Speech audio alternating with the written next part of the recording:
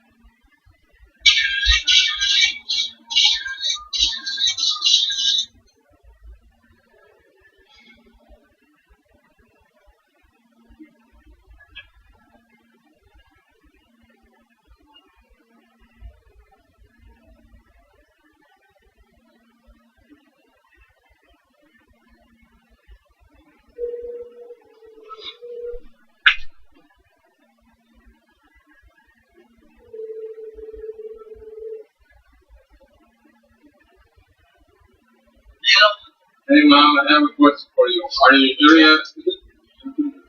Dicen, tu novio iba para la cosa más seria. No forget. This.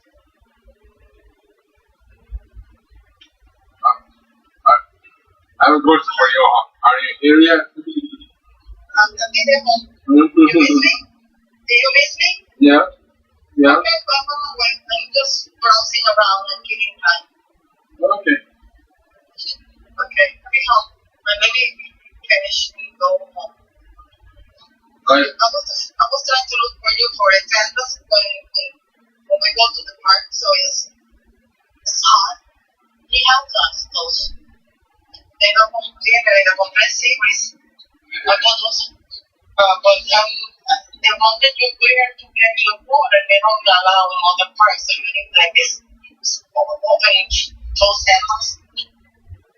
And I'm like, I don't know how you say it. mira, this one, qué bonito. Usualmente gusta el color that can you wear it and you can take it out on people walking. And then, but I don't see it there. They're gone, but it's $2.99. $2.99 is like, it's not a very much.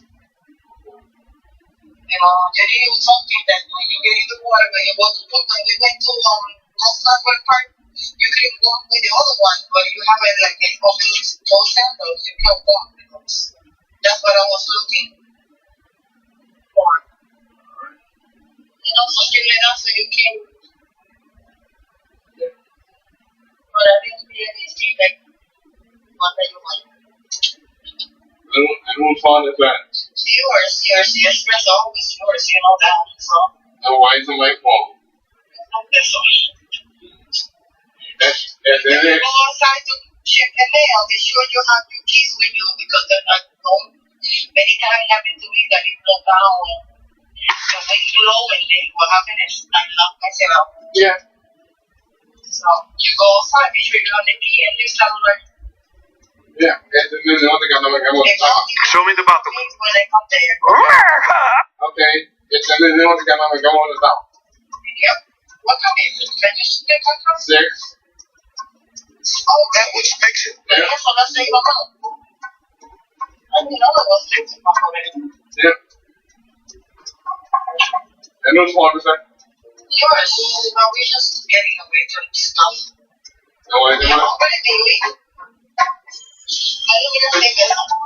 Oh, I don't understand the cereal.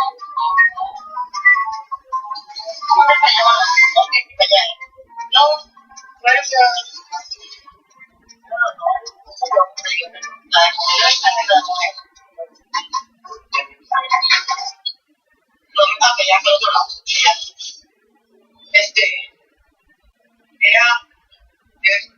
You hear me? Yeah, I hear you. Okay. So, we go home. I'll get some more.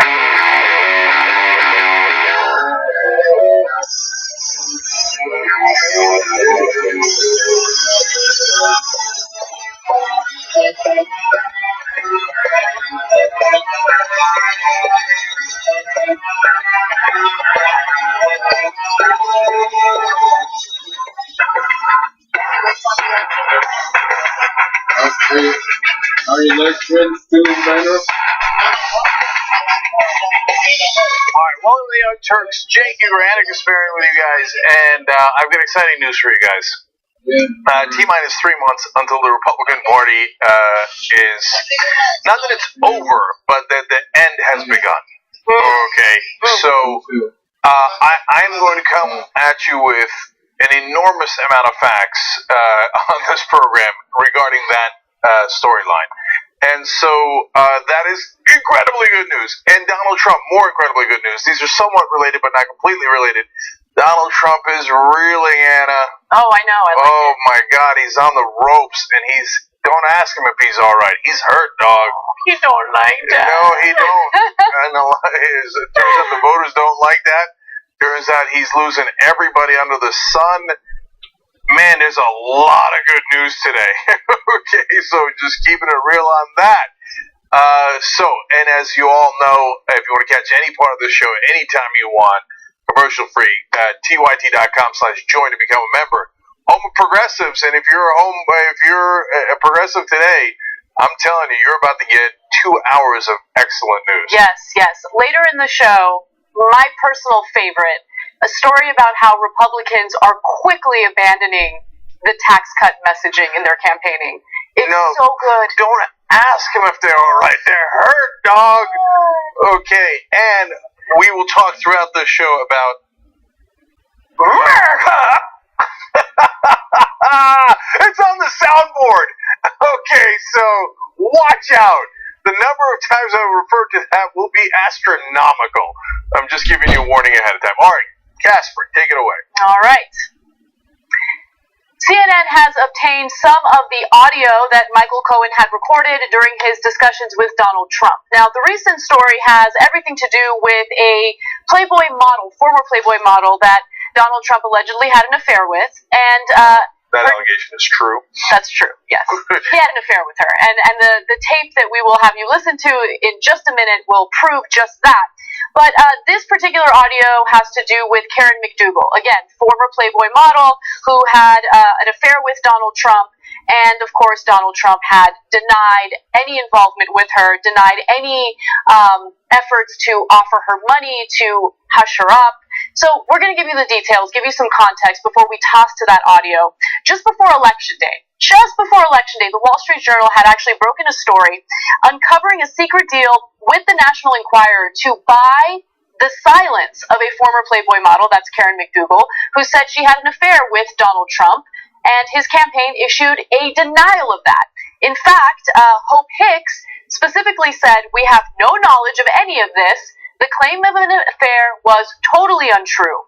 Now, fast forward to today, and we have audio. The audio recording of Trump and Cohen relates to whether Trump should buy the rights of the story from American media, that is the parent company of National Enquirer, which paid McDougal $150,000 in August in 2016 for her story about an alleged 10-month affair with Trump. The story was never published by AMI. Now, that is a strategy known as catch and kill. They are supporters of Donald Trump, which is why they didn't publish that story. And again, Trump claimed that he had absolutely no knowledge of any of this. Well, here's the audio that CNN obtained, and it seems as though in his conversations with Michael Cohen right before the election, he knew exactly what was going on. I need to open up a company for the transfer of all of that info regarding our friend David, so that I'm going to do that right away. I've actually come up and spoken to Alan Weisselberg about how to set the whole thing up with funding. Yes. And it's all the stuff, because, you never know where that company, you never know where he's going to be. He gets it, but correct. So I'm all over that. And I spoke to Alan about it when it comes time for the financing, which will be what financing? We'll have to pay you. So no. I got no. Okay, so there's a lot that comes out of that tape. Number one is what Anna was referring to. We're done with alleged affair. Clearly he had the affair. Clearly he paid her off. It's right there in the tapes. There's no question about it. Okay, so we're done with that portion of the story. By the way, evangelical voters have voted for him. I hope you're proud. That is yet another affair that is now confirmed that he had. By the way, his wife had just given birth, and that's when he was having that affair back in the day. And he is such a slime ball that he's paying people off not to talk about his extramarital affairs. But I hope you're proud. I know you think God works in mysterious ways and has picked what George Will said, basically slime to represent you guys. Hey, you said you were worried about Bill Clinton and morality in the Oval Office. Okay, I assume that you're apologizing right now to every progressive you ever met. I'm so sorry, I was just kidding. I don't care about morality in the Oval Office at all. Morality in the president, I kind of hate it. I love immorality. Just admit it if you're an evangelical voter and move on with your life, okay?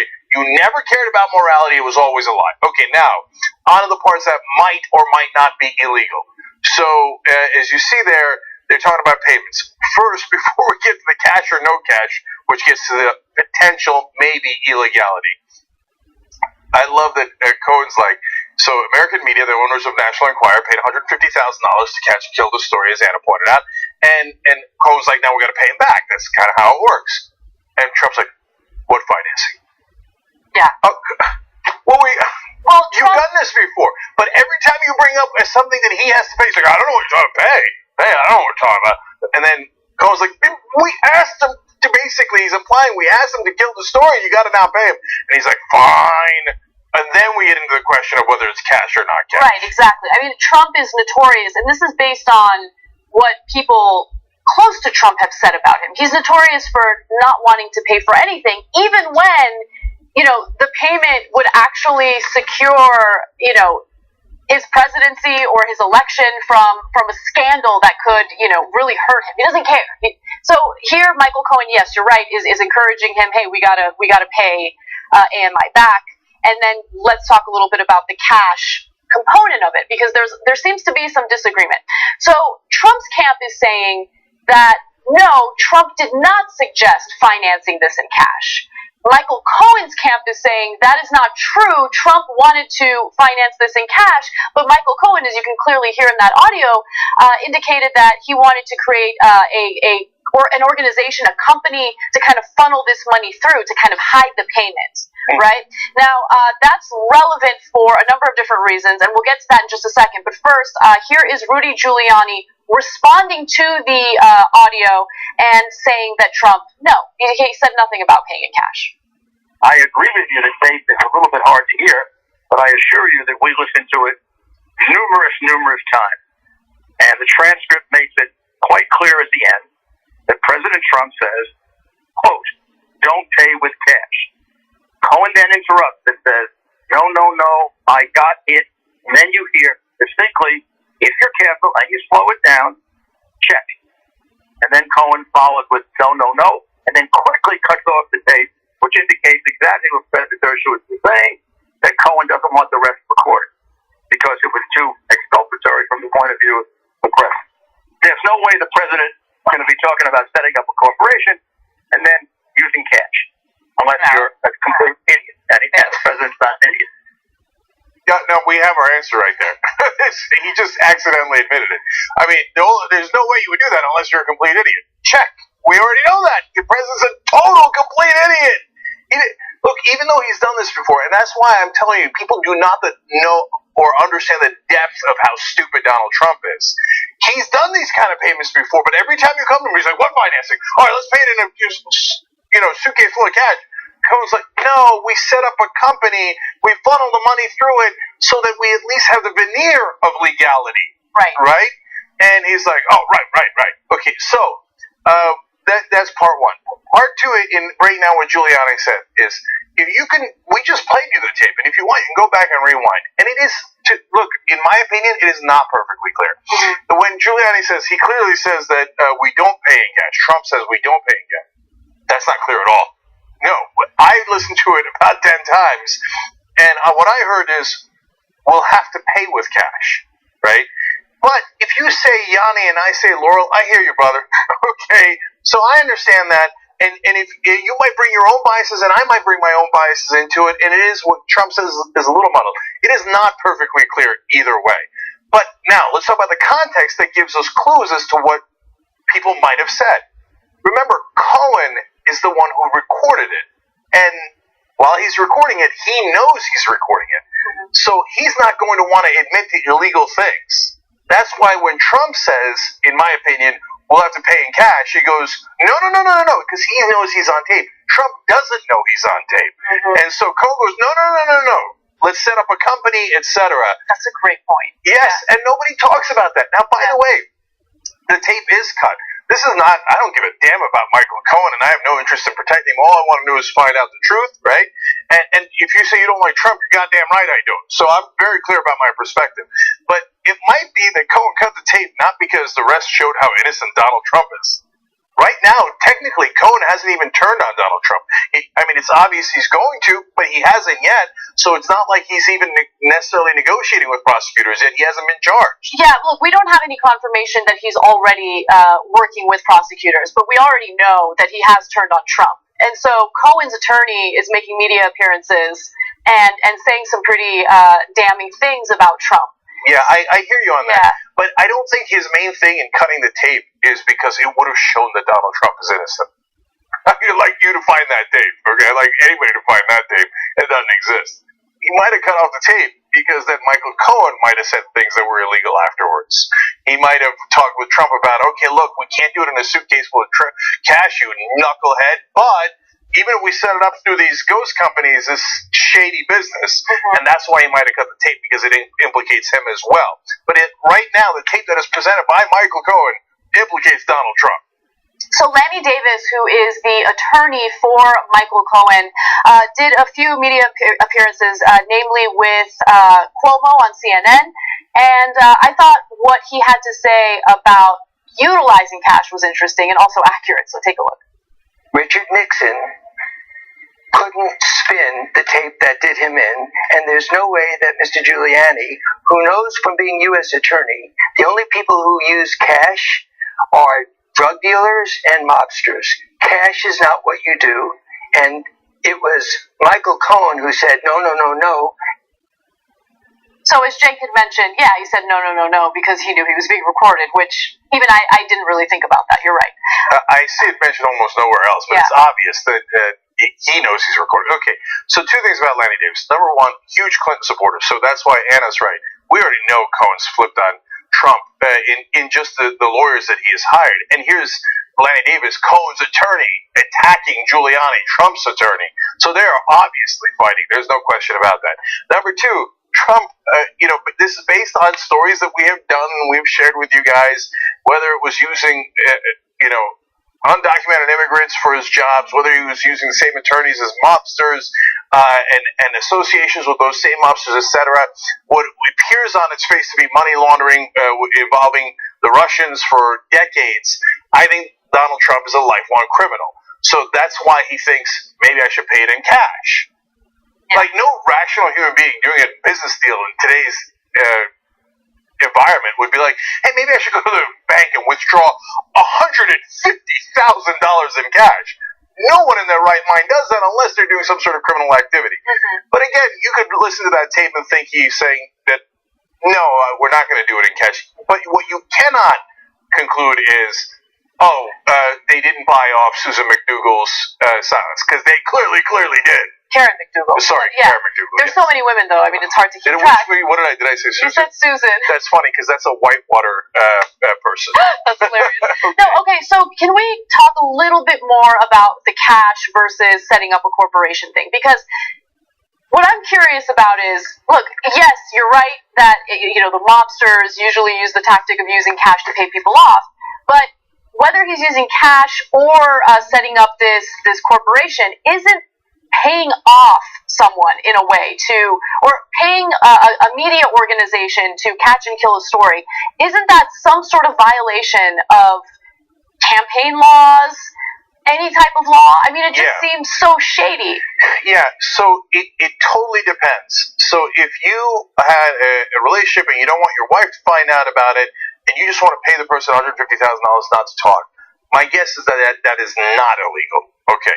If you do it right before an election and you do not reveal who is giving the $150,000, and if it's not Donald Trump, it's worse, okay, because then that is an in-kind campaign contribution. So then you get into the thinking of, was it Donald Trump who gave the $150,000? Was it technically one of these companies, the shell companies they set up? Was it David Pecker who runs American Media and made the deal in the first place? So that's where you might get into some illegalities. Mm-hmm. So there's the obvious lies. That's just a political issue. And then if it was just a payout, not at all related to campaigns, you might have some legal issues, but not as many.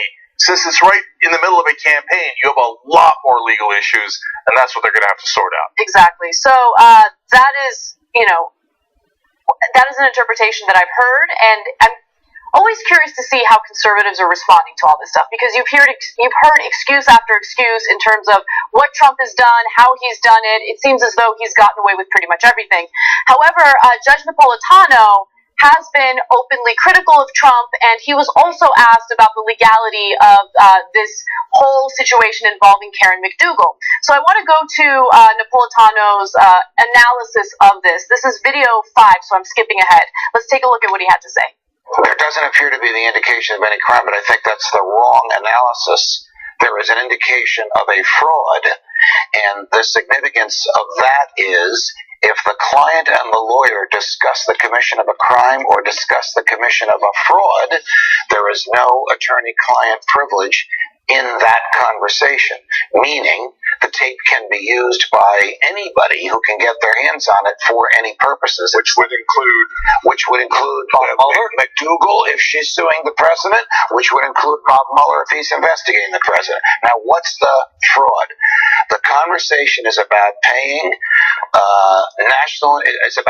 National Enquirer to pay McDougal $150,000 to buy her story and to lead her to believe that the National Enquirer is going to publish her story. But the real aim here is to bury the story by duping her into selling it to them and then not publishing it. That failure to be truthful to her and the involvement of Donald Trump and Michael Cohen in that decision is the fraud. You say that's not a criminal fraud. It's a civil. That's a civil fraud. I think the president has something to worry about. Yes. You do? Yes, I do. Based on? If there's no attorney-client privilege, then all his communications about these subject matters with Michael Cohen go right to Bob Mueller and to do with whatever he's going to do with it. Yeah.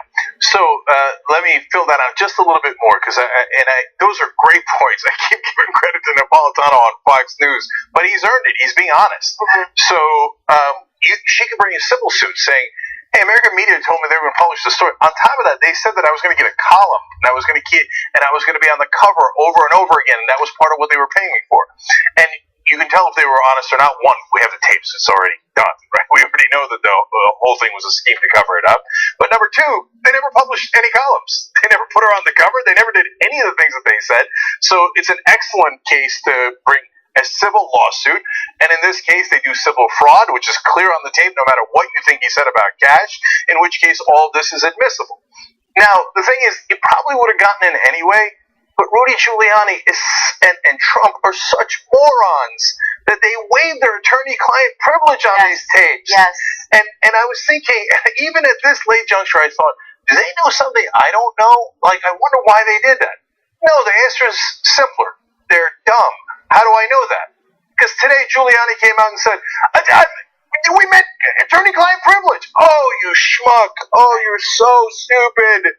Why did you waive it earlier? You can't walk back, the actions that you've already taken pertaining to attorney-client privilege. Remember, the first sign of ignorance from the Trump camp was when Trump went on Fox and Friends and totally minimized the legal relationship that he had with Michael Cohen. And, the hosts on Fox and Friends were like, oh no, just trying to get him to walk his statements back during that interview because it was going to hurt him legally moving forward. He didn't walk it back because he didn't know any better. Yeah, so now today Giuliani talking about, I don't know why these tapes are even out. I mean, there's attorney-client privilege. Oh, wow, they're so incompetent. By the way, there's things that are out in the open that people are ignoring because, I don't know, it's uncomfortable. They don't want to say things that are obvious.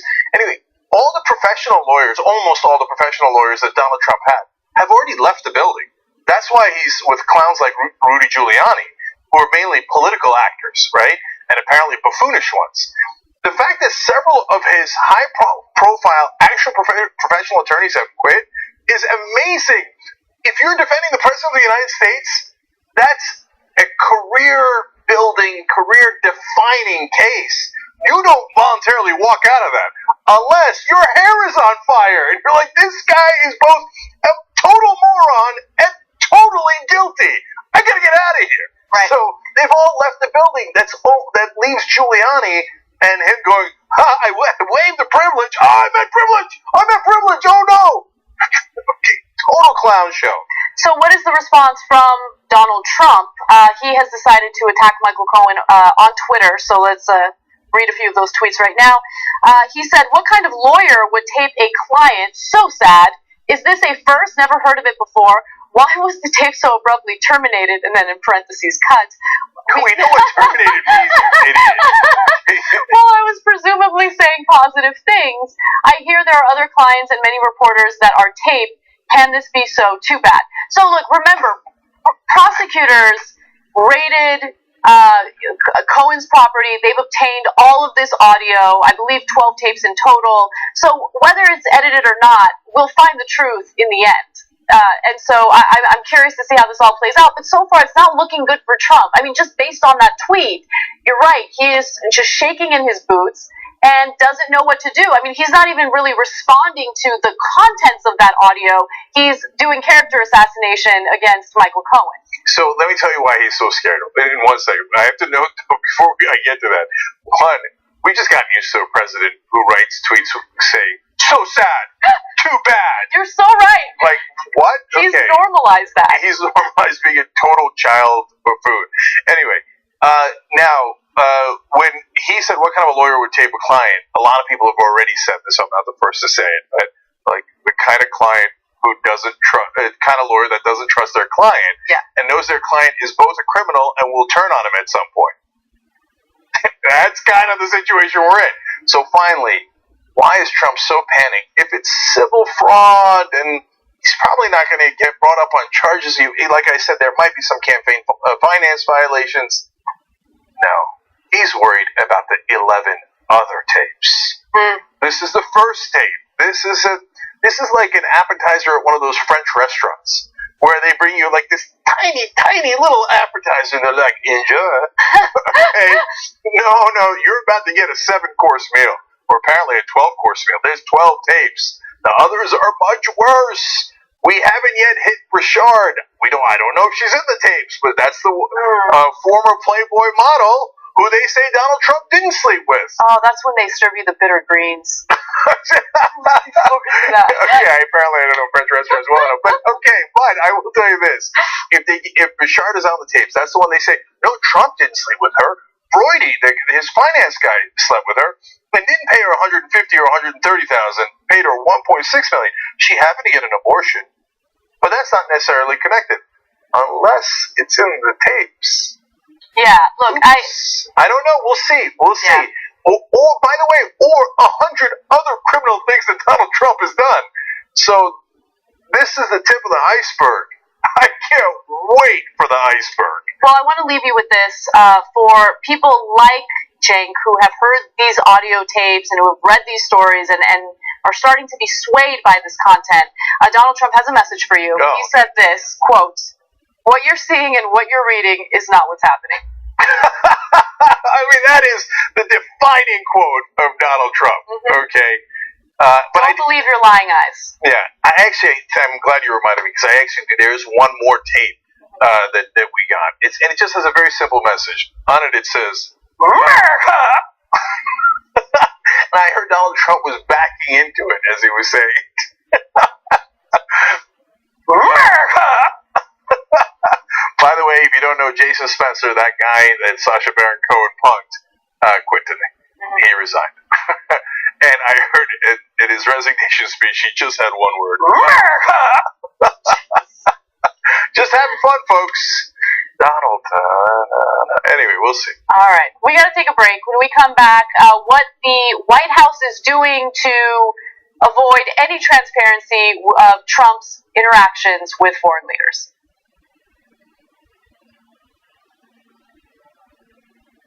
Our audience, because as I say every time, we're not the Young Turks, they're the Young Turks, and they've made us what we are, and I'm sure that you all feel the same way about your audiences. They're just amazing. They didn't have to do what they did. They didn't have to watch us. There wasn't billions of dollars of marketing. There wasn't all that stuff. They did it, and they've given us everything we've ever had. So thank you to the TYT Army. They are way too strong. Thank you, guys. That was an awesome moment. That's why we love you guys. We always talk about how TYT is too strong, and that's what we mean. The TYT Army winning those awards means that it's not just us winning it. It's all of us, including you guys winning it. Nominations will be open till July 27th. So if you're interested in nominating some of the shows here on TYT Network, all you need to do is go to streamies.org/fans, and here are the categories that we hope to be nominated for. Nominate the Young Turks for news, that's the main show. Nominate Murder with Friends for non-fiction series. Nominate The Breakdown for pop culture, and nominate True North for overall documentary. So just go to streamies.org/fans, find those categories, and nominate the shows that Anna just told you about. Let's go win some more awards and have an awesome time. TYT, way too strong.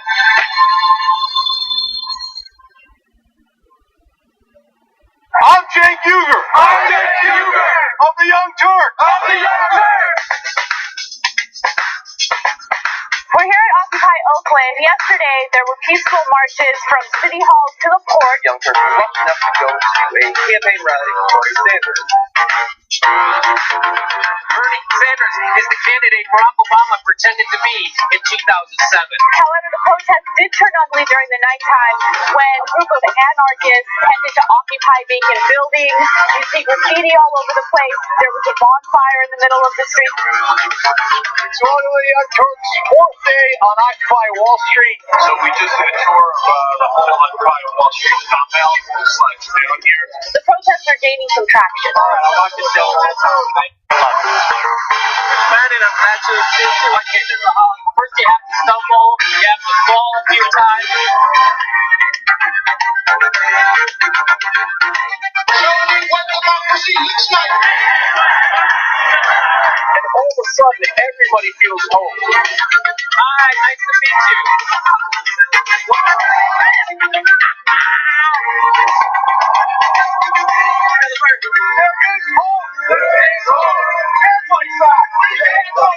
We will fight back. We will fight back. And we will win. And we will win. The Young Turks. We're going to be counter-establishment. We're going to tell people the truth. We're going to rock the boat. We're sending two of our reporters, John and Shivala, to the North Pole. We're on route to an abandoned ghost town. We're going to be learning how to dog sled. Amazing. We're going to be hiking on glaciers. Oh, that drops off. We're going to be going on boats. 13 days out on the open ocean, conducting scientific research. The glaciers retreating faster than this map is updated. We're going to be seeing all of this new wildlife, exposed to native cultures. We're going to be hiking, camping, seeing the aurora borealis. We're going to be responsible for global warming. I'm theorizing that we're not going to die imminently. Humanity is most tenacious.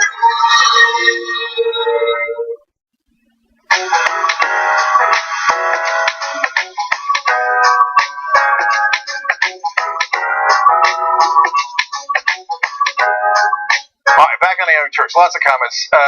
I'm Lawrence writes in on YouTube Super Chat.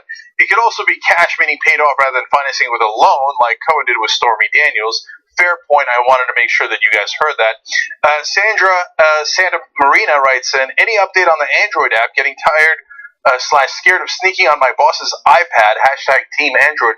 First of all, man, You're the bomb. risking getting fired to make sure that you could listen to the Young Turks. Give her a T. Yes, I was gonna Come suggest on. it. That's amazing, man.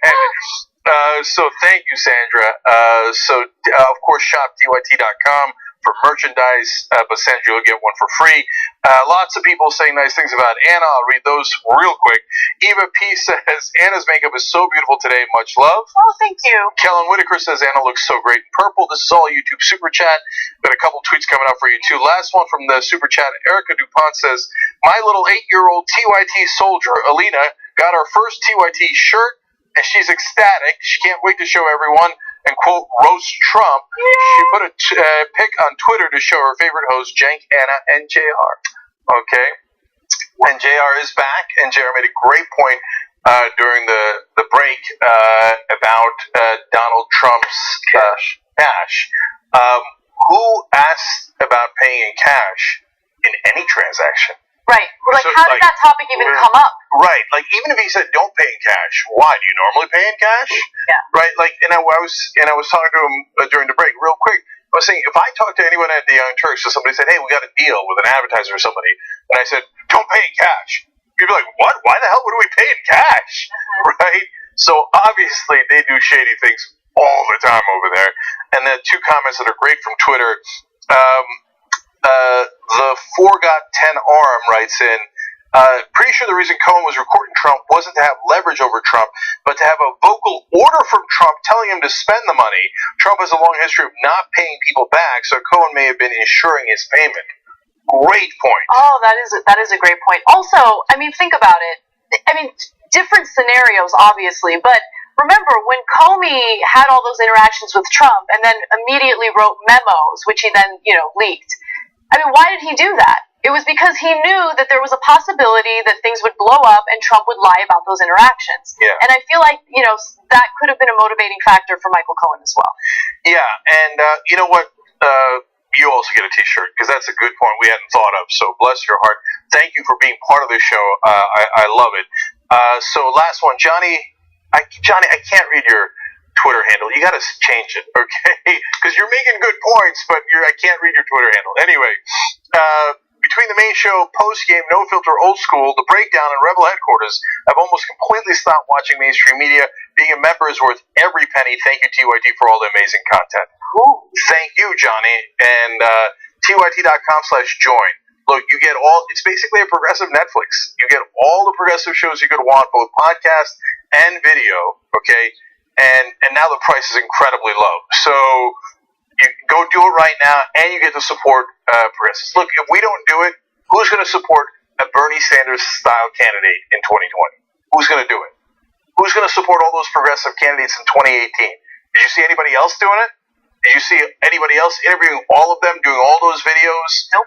Okay. TYT.com/join. Okay, Anna, what's next? All right. The White House is taking more steps in avoiding transparency, especially when it comes to Donald Trump's conversations with foreign leaders. So, according to recent reporting, the White House will no longer publish summaries from President Trump's calls with world leaders. And there are readabouts, which are historically, put out by the White House. So reporters can kind of keep an eye on what's going on, what these conversations are really about. Now, the phone conversations rarely contain news, but are the only proof or record of such a call taking place. They are distributed internally and often contain descriptions of what was discussed. So this all started to kind of unravel back in mid-June when the White House was, releasing these readouts that really didn't have much detail at all. So the last readout was published by the White House on June 16th and contained a vague 3-sentence summary of Trump's call with the Hungarian Prime Minister. But, now they've decided, we're not going to do any of these readouts anymore, period. Now, this is problematic because oftentimes when there are calls with, let's say, Trump and a world leader, there could be two sides to the story. That was the case when Trump had a call with Justin Trudeau in regard to trade negotiations. Trump's White House made it seem as though they had this great amicable discussion, when in reality, I'm inclined to believe Justin Trudeau, but Justin Trudeau claimed that the call was a little more combative. So it's hard to get the U.S.'s narrative or perspective on these discussions if the White House is refusing to be transparent about it. There's another component, but Cenk, I want you to jump in. Yeah, so apparently in that call with Canada, Trump talked about how Canada burned down the White House, which of course they never did. When the White House was burned down, Canada did not even exist. Where did he get that from? Because the English came from what is now Canada. Oh. Okay, so they controlled it back then. Canada would not exist for another 50 years. And the English came down and burned down the White House. But, so, what does he know? He doesn't know anything. Yes. So, he comes and goes, you guys burned you're a national security threat, that's why I had to do tariffs.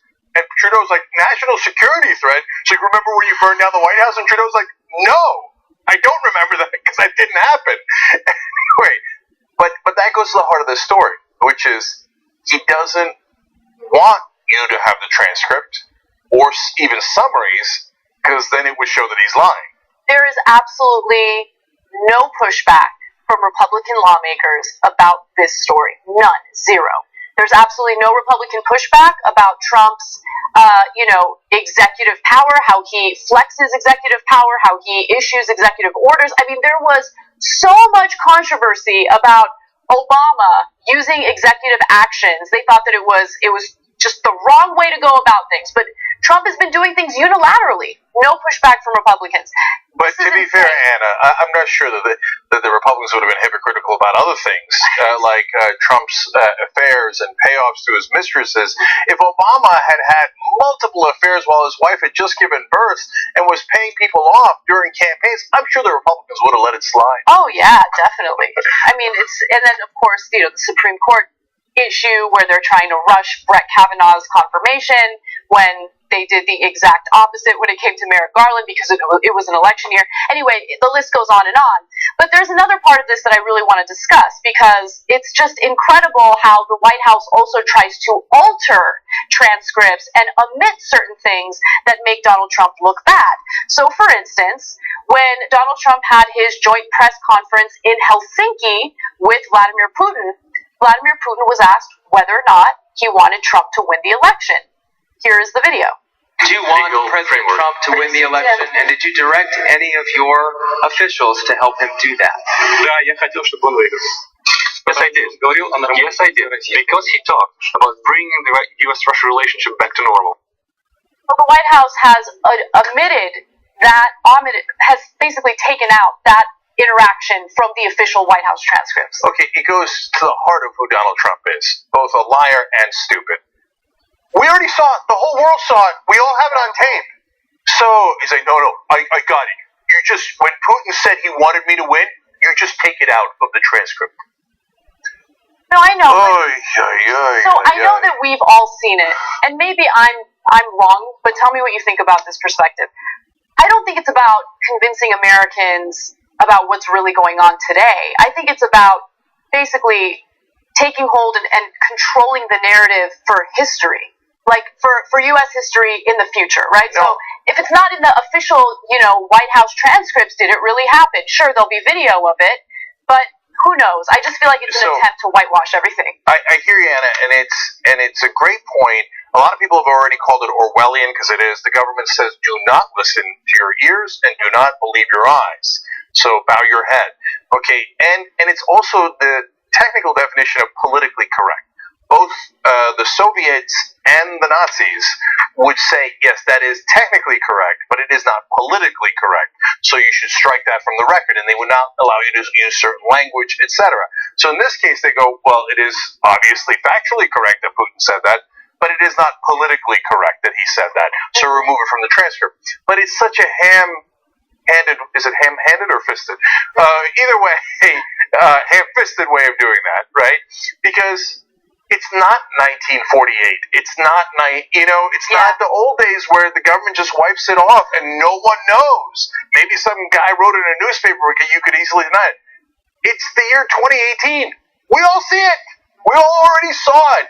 So to try to wipe the record clean, you cannot do that in this day and age. But he's too stupid to realize that. All it does is exposes you further. But I have even better news. So he wipes that away because he's obviously guilty and he's trying to cover up his guilt. But the more important part of the story is there is no summary of his one-on-one meeting with Putin. He would not allow it. Oh, the schmuck admitted things when he was with Putin. I don't know how we're going to find out. I don't know if it's because of the translators. I don't know if Mueller can somehow get his hands on that information. And, Trump, he's such an idiot, and so are his lawyers, that maybe they'll bungle it right into the prosecutor's hands as they did with the Michael Cohen tapes. But he must have said things there talking about his collusion. And so you can say, oh, no, Jake, you're doing speculation. All right, believe whatever the hell you want to believe. Here's what we know.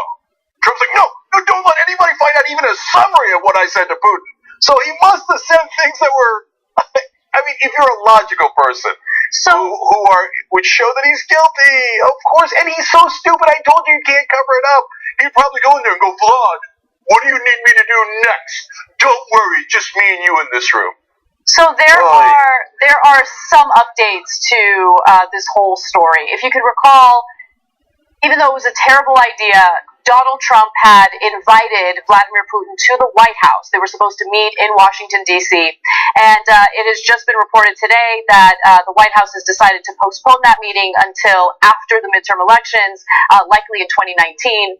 And I think it's because finally someone in his circle convinced him that it is a terrible idea. In the middle of this investigation, after this hellish joint press conference in Helsinki, it's a terrible idea to invite Vladimir Putin to the White House.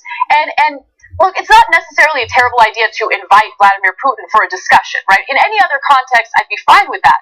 In the context of Donald Trump, if you care about him and you don't want him to make more mistakes, you want to dissuade him from inviting Vladimir. Look, a couple of the guys here, I hadn't thought of it, but Jesus, Edwin, the guys who work on the crew, our director, etc., made a great point. If Putin had come into the Oval Office, he would have sat in the president's chair. And they would have taken a picture and they would have put it out. I know it's obvious speculation, we'll probably never find out. But he would have done it because that's who Putin is. And he would have made sure that Greek knew where he stood. Yeah. And it would have been devastating to Trump. So this is a rare situation where Trump's advisors have headed off disaster. But disaster is coming either way. Now this, again, I grant you this is speculation. Okay, and I'm being clear with you about it. But I know guys like Putin. I certainly don't know Putin himself.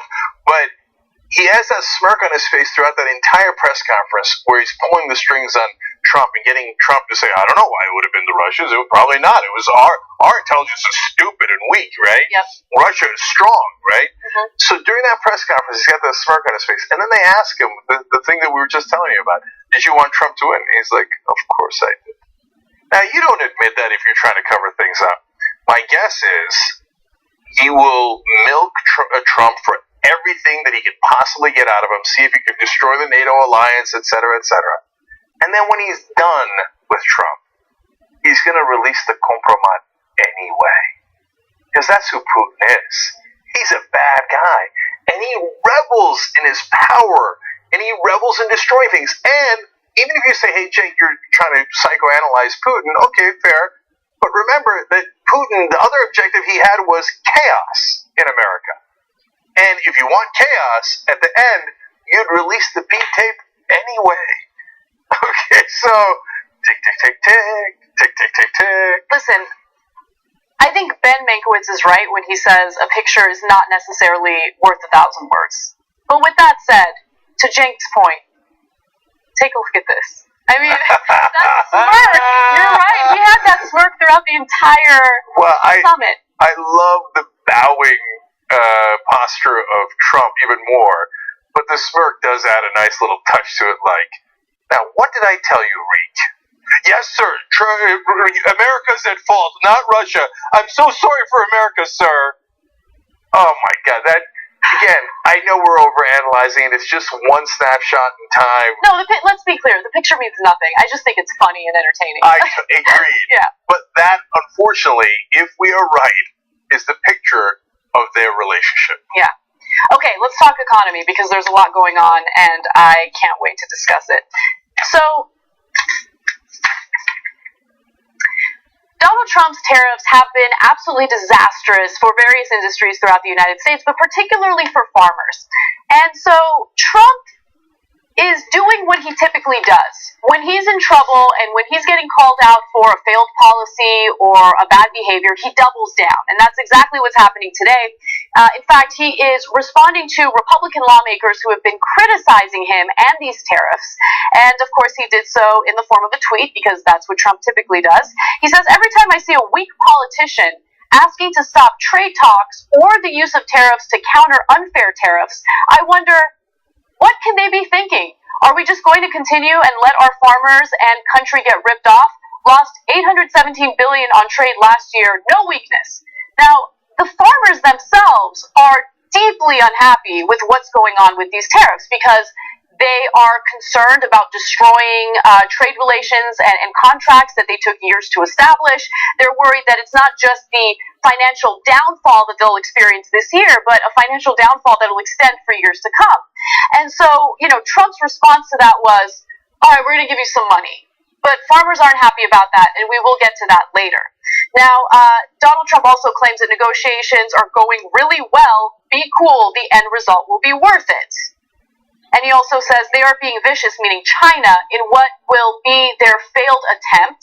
We were being nice until now. China made $517 billion on us last year. So I want to stop there for a second.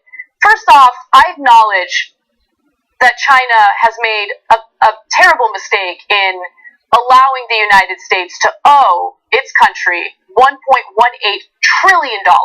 The U.S. is in debt to China to the tune, again, of $1.18 trillion. Now, I mean, it's just fascinating how Trump's narrative of all of this is very one-sided. The U.S. is being taken advantage of. Well, again, the U.S. owes China a lot of money, right? And so if China wanted to dump U.S. Treasury bonds, it would be disastrous for their own economy, but that would be a nuclear option that would destroy our economy as well. Oh, and we put ourselves in that situation. We didn't have to borrow from China. We chose to borrow from China. China gave it to us, and if you're looking to borrow money and somebody gives it to you, they're not being mean to you. They're being nice to you. But anyway, all this is meaningless. It's all business, right? Mm-hmm. So, all right, now let me break down two things that are important. First, I actually think the first part of what Trump said in the tweet is not wrong. If you're trying to show a united stance and you have people in your own country not backing you, it does make negotiation harder. So I think he's right about that. Now, I don't think that his stance here is the logical one, and I understand why people are saying that they don't agree with it, but it does make the negotiations more difficult. For example, when, I always try to look at it, what if the shoe's on the other foot? When Obama was trying to do negotiations with Iran and many other countries, but particularly with Iran, the Republicans here literally sent a letter to the Ayatollah saying Obama doesn't represent us and we're going to betray him. Okay? Which was unbelievable and hurt the negotiations. He wound up pulling it off anyway. Mm-hmm. But fair is fair. So now, again, this is mainly the Republican Party saying it's a terrible idea and undercutting Trump. But they are undercutting him. They are undercutting him, but I would argue that this is one of the rare instances where Republican lawmakers are doing the right thing.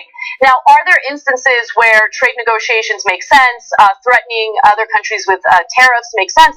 Of course, right? But as I've said a billion times on the show, it's a nuanced issue that you have to be knowledgeable about, and Trump is not knowledgeable about this. He's just slapping on arbitrary tariffs left and right, many of which are impacting our relationship with allies, long-standing allies. And so I feel as though lawmakers don't know what else to do because Trump unilaterally does things that are completely disastrous. His own aides are against this. His own economic advisors, behind the scenes are against this based on the reporting that we've seen. And so, it's making your job harder for a good reason because what is your negotiation? What are you going to try to do? So far, all we've seen from him is, I don't think this is fair, so I'm going to slap on some tariffs. And then, of course, the countries that he's done this to will retaliate, and his form of negotiating is, I'm going to do more tariffs. Yeah. That's not negotiating. Yeah, so, look, I don't agree with his policies, but I'm just pointing out that he is being undercut. Now, his policies are stupid for a number of reasons. One is, he never had an end game. He never thinks more than one step ahead. So they're like, hey, Donald Trump, if you do tariffs against China, they will do reciprocal tariffs against you. And the minute they do it, he's like, what? Why did they do the tariffs? What? They're being so vicious. No, you schmuck. Any country, when there's a tariff against them, does a reciprocal tariff. That's why you don't start those trade wars. And then he says, they're being so vicious by targeting the farmers because they know it hurts me. Yeah. What did you think they were going to do? Be nice to you? You slapped hundreds of billions of dollars of tariffs on them. Of course they were going to try to hit you where it hurt, not where it doesn't hurt. But the fact that he's surprised by that is what's amazing. Like, oh, it turns out they hit the farmers. Of course they were going to hit the farmers, you idiot, right? And then finally, in terms of why he doesn't understand anything, look at the last part of the tweet. And he says this over and over again. He said, we lost $817 billion on trade last year. I think that he actually believes we just lost the money, right? It's gone. No, it's a trade. And yes, so for example, we have a trade surplus with Canada, even though he doesn't realize that. So it's not that we took money from Canada, it's that we sold them more goods than they sold us. But they bought our goods, we bought their goods. We didn't just take their money, and China didn't just take our money. Exactly. We didn't lose $817 billion. That's not how trade works. To give you a sense of it, how it works in your life, when you have a trade deficit with your car dealership, let's say you paid $30,000 for your car. They didn't just take $30,000 from you. You gave them $30,000. They gave you a car. That's how it works. Exactly. Now, if you were two different countries, you would have a trade deficit to them. But you didn't lose the money. You got a car for it. I mean, but he doesn't understand that. I think he literally believes, where did the money go? The $817 billion. It's gone. We lost it. We got to get it back. Oh my God, you're so stupid. I just feel like, look, if you're concerned about trade deficits, I mean, I guess it's a negotiating tactic to threaten any given country with tariffs. But don't you also have to play, like your economic advisors, for instance, right? The head of the Treasury. I don't know. I mean, shouldn't they work as a salesperson who has communication with these countries and sells U.S. products that we would then export to kind of close that trade deficit? But that's not the way that he wants to handle it. He wants to handle it with this like hardball way of doing things, and it hasn't worked so far. In fact, it's only hurt the economy. It's hurt the farmers, and his response to it has been ridiculous. By the way, this has also hurt the solar power industry here in California when he first imposed these huge tariffs on solar panels coming from China. I mean, no one cared about that. No one made a big deal about that. A bunch of jobs in California were lost as a result of that, but no one cared. And he's just continued that failed policy moving forward. By the way, another thing I always found really fascinating was Trump's rhetoric in response to China, in regard to China, is very different compared to his own personal business with China, even when it comes to his current re-election campaign. So his re-election campaign, of course, is going to have campaign flags and all sorts of stuff, and it is currently being manufactured in China, and we have some photos to prove it. Okay. Okay, no, look. This is the guy whose slogan is "Make America Great Again." Mm-hmm. This is the guy who says, if you don't make products in America, I will punish you, like he said to Harley Davidson, and he said over and over again to different companies, without missing a beat, because he does not care about hypocrisy. He just doesn't care about it. His own campaign slogans for 2020, his banners, are being made in China. In fact, they're now rushing orders to America before the tariffs start. Yes. Because then the signs will be more expensive, and they don't want more expensive signs because they like buying from China. How could you not see the massive hypocrisy? If you wear the red hats that say "Make America Great Again," and your whole thing was, "I like Trump, he's tough, he's doing the tariffs, that'll show China we've got to bring the jobs back home," he's shipping out the banners for his campaign to China. I guess if you think, I don't care, man, I just hate Latinos and Muslims, and mainly black people too. Okay, so I don't care where he makes the things. I don't care about any of his slogans. I don't care about anything attached to reality. As long as he hates the same people I hate, I'm going to vote for Trump. I go, okay, fair. I get it. Okay, but just admit it. Mm-hmm. And finally, Trump is planning on imposing some new tariffs on foreign cars that are being imported to the United States. So 25% tariffs on about $200 billion in foreign-made cars later this year. So the EU Trade Commissioner said that the EU is also readying tariffs on $20 billion of U.S. goods if Trump imposes trade levies on imported cars.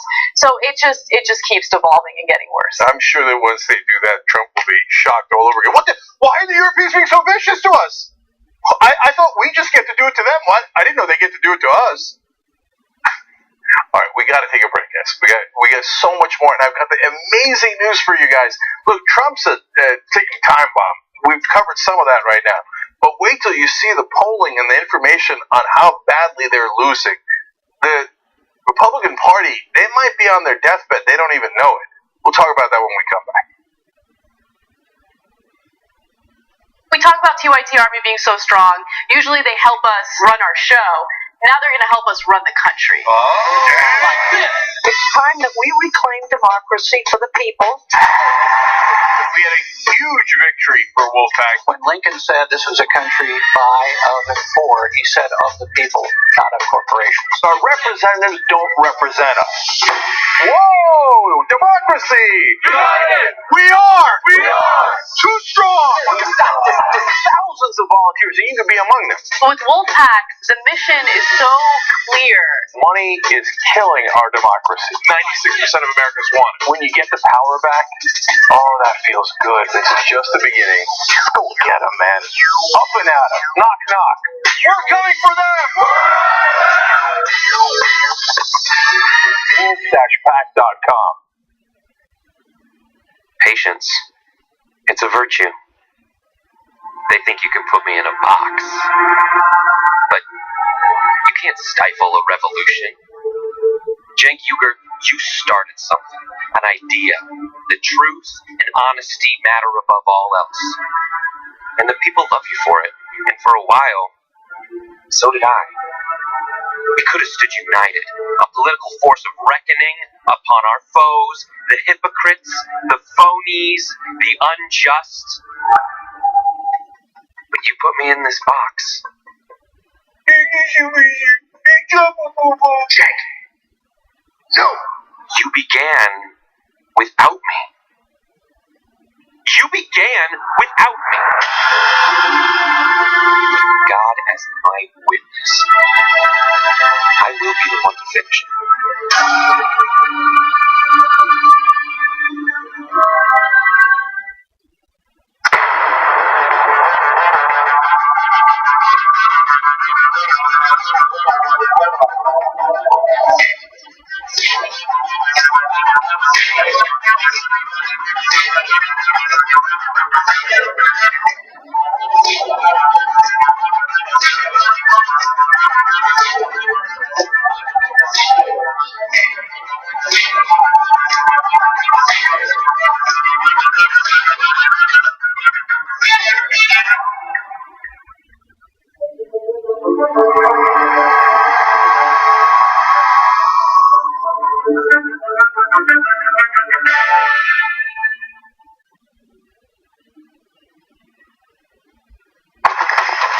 There on this frontier we call the internet, there's a lot of bad folks out to get you. For years, corporate media barons, right-wing rustlers have tried to keep the status quo around these parts. But lucky for us, there's a man who's fighting back. They call him Janky Young Turks, a.k.a. Digital Outlaw, a.k.a. FFT. He just rode into town, slaying the trees.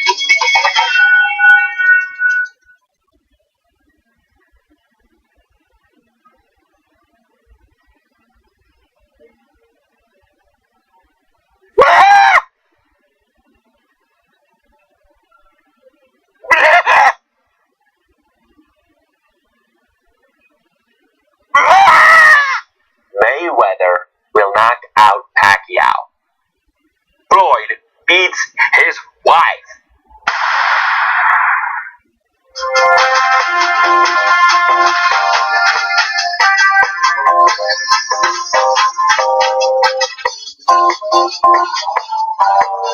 All right, back on the Young Turks, a couple of comments from YouTube Super Chat. Sean St. Hart writes in, what kind of an idiot claims to possibly have recordings of the FBI Director Comey taped in the Oval Office? What kind of a person has goons break into his doctor's office to steal files? Oh, right, Trump. I mean, there's so many amazing, preposterous stories that you forget because of the tsunami of idiotic things he does. They broke into his doctor's office to steal the files. I forgot about that. To steal his own files. Amazing. Amazing. Any one of these stories, if Obama had done it, hearings till the end of his term, non-stop, 100 hearings. Anyway, Kellen Whitaker, Trump looks weak, but remember Trump supporters' ideal social hierarchy, a.k.a. the cucking order.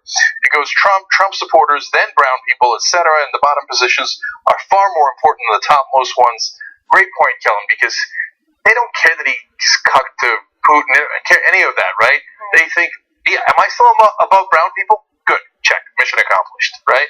So, and the last one is, Isabella Roman writes in, Anna, I watched the postgame with you and Brett, and I know it's hard. I drove Phoenix to LA for the Sweet 16 to see you speak. You have no idea how much it means to women like me that you rep us. You give me hope. Thanks. Thank you. Although, ironically, it ends, thanks, dude. But still. I say dude all the time. Isabella, that is very nice. We really, really do appreciate it. We have a wonderful post game for you guys today, too. I actually want to talk about Anna at Ozzy Fest because we're not going to give it any private conversations you had with Senator Gillibrand. I actually want to say something positive about her based on what you told me. Okay. That I don't think you've shared yet. No, I haven't shared it. Yeah. So. And I also want to ask you some saucy questions, too, about Ozzy Fest. Oh, okay. So, all the members get the postgame, tyt.com/join. Okay? All right, Anna, what's next? All right. Republicans were planning on running their campaigns based on Donald Trump's tax cuts. Now, Congress successfully gave tax cuts to the wealthy, even though the tax cuts for the wealthy were polling horribly among the American people. Now, it turns out that they're abandoning that platform idea because it is not looking good for them, and they're pivoting to something completely different, whether it's border security or identity politics, anything other than the tax cut. So I have a few examples for you, and I want to start off with Ohio's upcoming special election for its 12th district. So this is a congressional race. You have Republican Tory Balderson versus Democrat Danny O'Connor. And so the first strategy that Balderson's campaign wanted to utilize was tax cuts. And they wanted to feature ads where middle-class Americans were hailing Trump and congressional Republicans for successfully passing these tax cuts. So I'll give you an example of one of their ads. Take a look. As a mom of three, I really appreciate the middle-class tax cut. It's saving families like my own over $2,500 a year. I'm voting for Troy Balderson because I trust him to protect the middle-class tax cut. Nancy Pelosi called our tax cut crumbs and promised to raise our taxes. And Danny O'Connor is standing with her. Now, I don't know if Nancy Pelosi called those tax cuts crumbs, but if she did, she was accurate, because the middle class either saw a tiny increase in their take-home pay or no increase at all. In some cases, especially middle-class earners living in states like California, for instance, or New York, they actually did not get a tax cut at all. They were paying more in taxes. They will pay more in taxes when they file because they cannot deduct their state taxes in their federal taxes. So, look, Americans get paid. They see what their paychecks look like. You can't keep lying to them. And so what did Danny O'Connor do? He decided to hit back by highlighting how much Americans actually hate these handouts to the wealthy. Take a look. Congress, a choice. Troy Balderson supports a corporate tax giveaway that racks up $2 trillion in debt, forcing massive tax hikes on our kids, or deep cuts to Social Security and Medicare. Now Balderson goes further, saying, I have no problems raising the retirement age. The Dispatch endorses Danny O'Connor. Social Security and Medicare are things that folks earned by doing things the right way. And that's why I will stand against any cuts to Social Security and Medicare. I'm Danny O'Connor, and I approve this message. Okay, so just keep in mind that in Ohio's 12th district, Trump very comfortably won by 11 points. And this was completely unexpected, but now there is a very tight race. And it's just, I love it. I love all of this. So, James. Yeah. So, look, for me, it's totally expected. They're going to lose that seat, and they're going to lose dozens upon dozens of seats. They're in a world of hurt. And so let me give you my sense of why. So first of all, and bragging about tax cuts is Republican 101. It's their playbook that they have run for as long as I have been alive.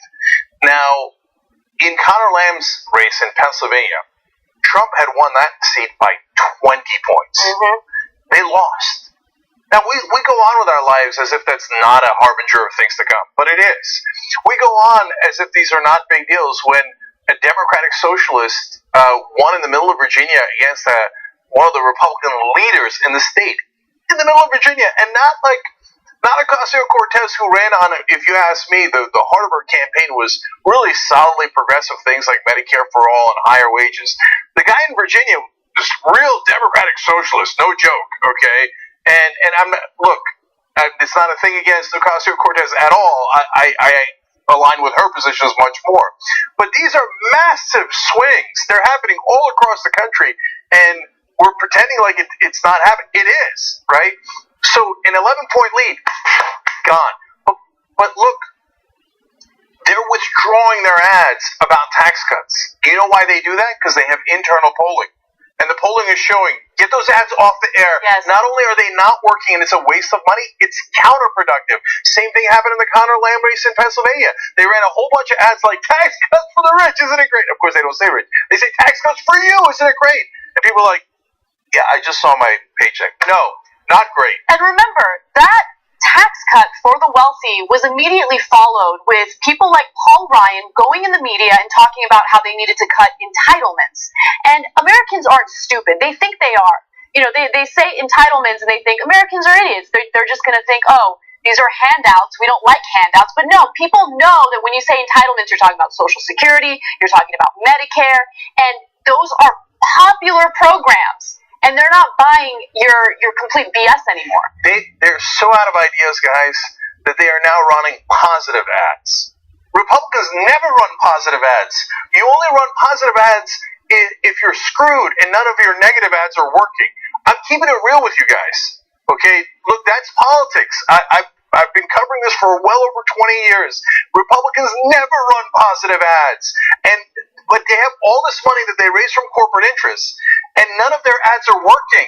So they're like, oh, get the tax ads off the air. It's costing us points. We're going further and further behind. So now in some of the races, they're running positive biographies of their candidates. Yes. Like they're a good person. That doesn't get the job done in politics, and it is not what Republicans do, ever. That means they're out of any ideas. The only thing they got left is the ads they're running everywhere, and there's two categories.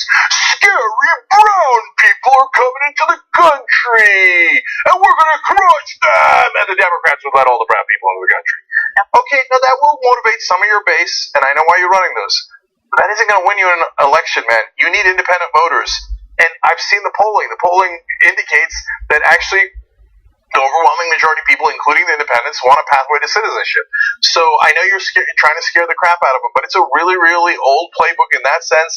And if that's your only move, you're in a world of trouble because you're not talking about economic issues, which they care about a lot more. And of course, the second thing is Nancy Pelosi is a scary woman.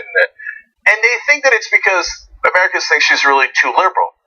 But look, the other ads they're running, it doesn't have Bernie Sanders in it, okay? It doesn't have all these people who are actually very, very progressive. Now, it does have Elizabeth Warren, but it is curious. Why not Pelosi and Schumer, who are the two leaders? No, the ads generally have Pelosi, and if they have anyone else, it has Elizabeth Warren. Scary women would now be running things! I didn't think about that. Why not have Schumer? Schumer is a guy who's considered, liberal, elitist, etc. I don't think he is liberal, but that is the same, that's what the perception is, but they don't have Schumer in that. Look at you uncovering a little bit of that misogyny. I didn't even realize it. Yeah. So they're going to go to the well on misogyny and fear and hatred, right? But that well already gets them their 28% base, and that base is immovable, but they've lost the independence. They're in for a world of hurt here. And I also want to provide some evidence for you guys pertaining to wages after the tax cuts, because that was also one of the arguments that Trump and Republicans in Congress would use in order to drum up support for these tax cuts. Oh, these corporations are going to increase your wages. That did not happen. So let's go to graphic 49. This is a study done by PayScale, and they found that in the first quarter of 2018, wages actually dropped significantly. No, I need you to study this chart because this is one of the most important charts you'll see. And it is an indication, unfortunately, of both how the corporate Democratic and Republican parties have screwed you. Because that chart does fall precipitously under Donald Trump.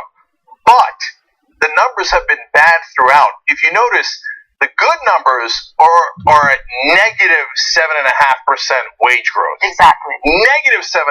Those are the best numbers. Okay, and then it falls into near 9.5, negative 9.5. So what that shows you is how the corporatists in both parties have been screwing you for decade after decade.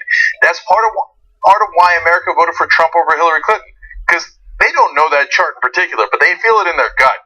They see their paychecks. They know that they used to make a good living and have some sort of economic dignity, and they don't anymore. And they make a terrible living, and they got to work 2-3 jobs to maintain themselves. It's not a mirage. You were right all along. They are screwing you. You do have negative wage growth when you count inflation into it. Now, it's also true that the Republican Party is worse, and that's why the chart goes down like that. Like, it was already terrible under the corporate Democrats, then it got way worse under the corporate Republicans led by Donald Trump. That is the swamp. That's the swamp you hate. That's why you threw a brick through their window and you voted for Trump because you hated the system so much. But it turns out Trump's even worse. Go populist left. Vote for people who actually care about you. And how do you know? How can you tell? Well, do they take corporate money or don't they take corporate money? Now, look, the Democrats have wisened up. And in all their ads, including the one we just showed you, they're attacking corporate tax breaks, corporate giveaways. Why? Because their polling indicates what we have said all along, which is that Americans actually hate big corporations. They get crushed by big corporations, and you can tell them all day long on MSNBC and CNN how wonderful big corporations are. They're not buying it. They work for big corporations, and they've seen their wages get crushed. So now, not that the corporate Democrats are going to help you in that regard, but at least they're smart enough to go, oh, the polling indicates they hate corporations. This was a terrible corporate tax break, and they shouldn't have given it to corporations. They should have kept it with you. That's a winning political strategy. They're going to crush the Republicans in this election cycle. Now, it is incumbent upon all of us, yes, to help them do that, because the Republicans are worse. That part is true. You can see it in every number. But it is also incumbent upon us to keep the Democrats honest. Yes. Because if they take that corporate PAC money and this was all just a gimmick, and they go back to crushing you and lowering your wages, then we haven't made a difference. That's why support Democrats that don't take corporate PAC money. That's when you know they're uncorrupted and are actually on your side and not their side. Yep. Well, one of the Democrats who has been very clear in her disdain for corporate PAC money and has rejected corporate PAC money is Alexandria Ocasio-Cortez. And she had the stunning upset in New York. She beat out an establishment Democrat who was expected to be the next speaker in Congress. Well, here's some great news.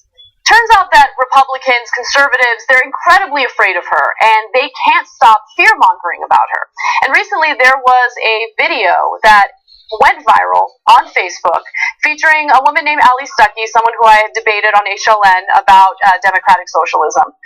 The video was cut together to make it appear that Ali Stuckey was interviewing Ocasio-Cortez. It was a doctored video. There was no indication that it was satire when it was initially posted on Facebook. And here is what the video looked like. Alexandria, thanks for being here. Thank you. Thank you for having me.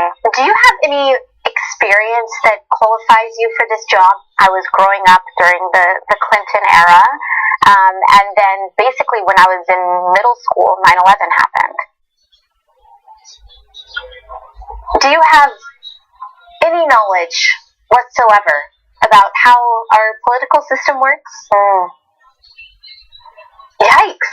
Put socialism into your own words. Unprecedented concentration of wealth at the very tippy top of the 1%.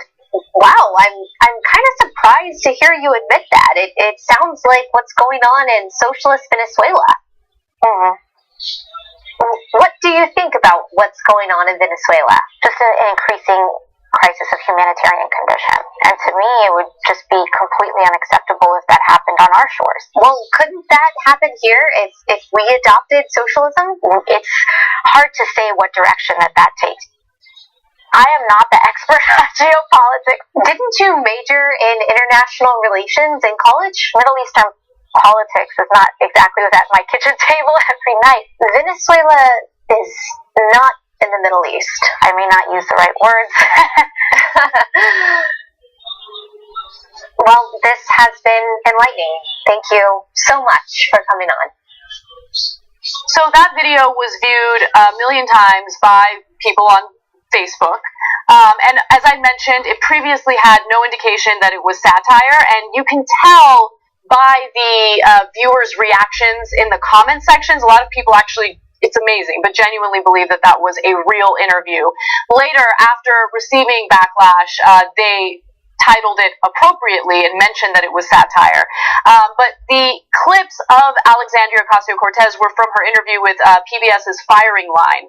And I just find it interesting because first of all, that wasn't funny. So if it was an attempt to be satirical, you failed miserably. You're not The Daily Show. There isn't anything clever or funny about that video whatsoever.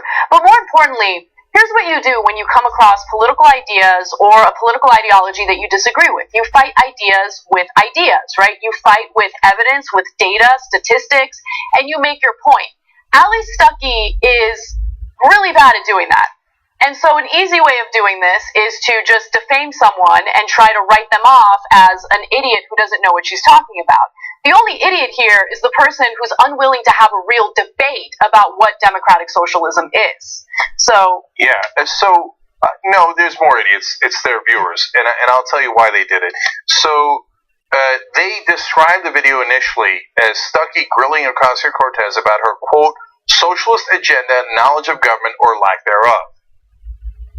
So it was labeled to get you to believe that it was real, and then it had an emoji at the end, if that helps. Okay, and so what they were counting on is the people who watch us are not bright; they're conservatives, and so they will get to call it satire, but we know that they won't think it's satire. And when they saw the comment section, they must have known immediately. Hey, I can't believe what a complete moron she is. I can't believe she doesn't know Venezuela's not in the Middle East. Now, if you thought it was satire and they doctored the tape, you would know that she didn't answer Venezuela to the question about the Middle East.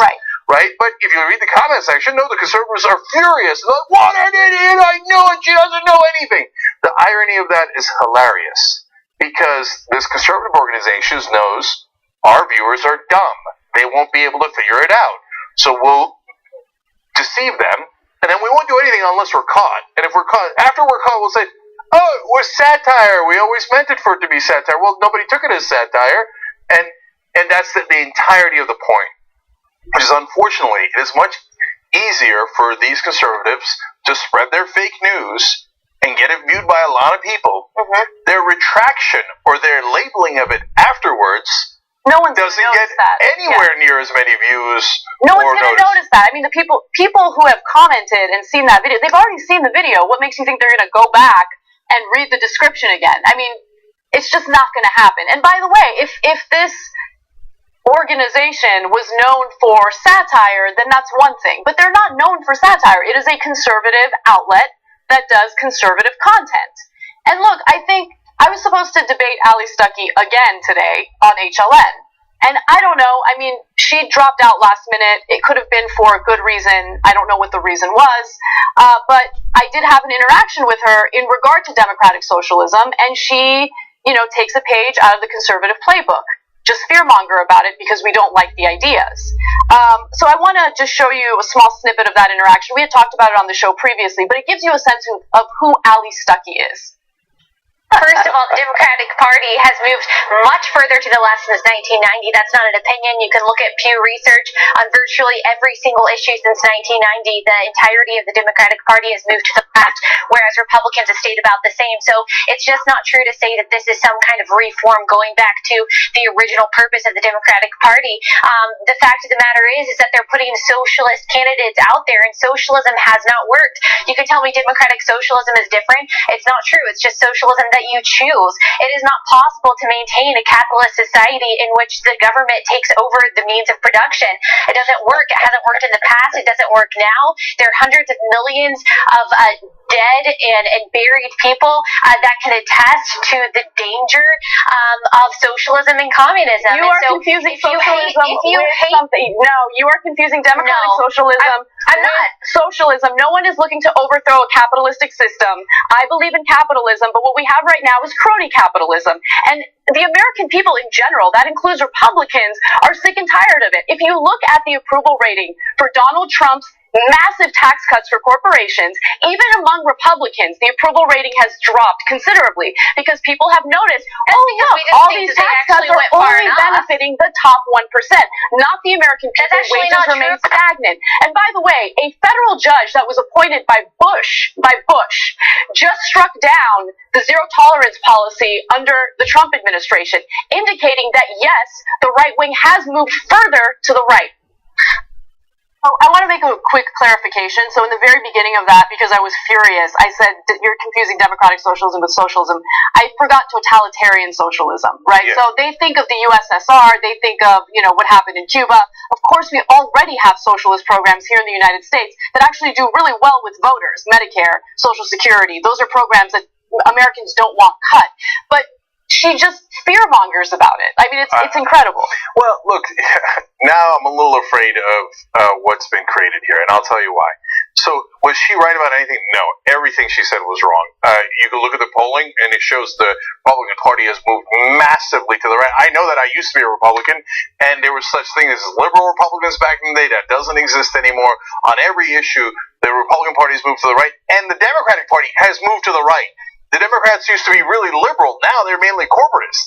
So, and that's a feeling that we criticize the Democrats over all the time. And I can go on and on. So, what am I afraid of? They're going to make a star out of her. TV is. Oh, no, that's going to happen. That's going to, I'm already over that. I'm already over that. They're like, wait, a young, attractive conservative who gets everything wrong? Welcome to prime time. Yeah. So that you might be looking at the next Tommy Lauren there. They're like a person who doesn't know anything, but supports right-wing positions. We need right-wingers. Get her on air. Get her on air. Get her on air. Okay? And so a star is born. Now, the person who was actually saying things that were correct, they're like, well, nah, we get called liberal all the time. So we don't want any liberals on air. But if you're a knucklehead conservative, you will get all the press coverage you want. So even though she did fake news here in this, doctored video with Alexandria Ocasio-Cortez, if I've got media figured out right, and we've seen it 100 times already, this will help her career. Oh yeah, media star is born. Yeah, because the reality is the mainstream media doesn't care whether you're telling the truth or you're lying. They're just looking to appease right-wingers, and at the minute they get a right-winger like this, they will give them more airtime than you could possibly imagine. So you'll probably see a lot more Valley Stuckey because nobody cares if she's telling the truth. All right, we got to take a break. When we come back, how Trump is dealing with corporate violations.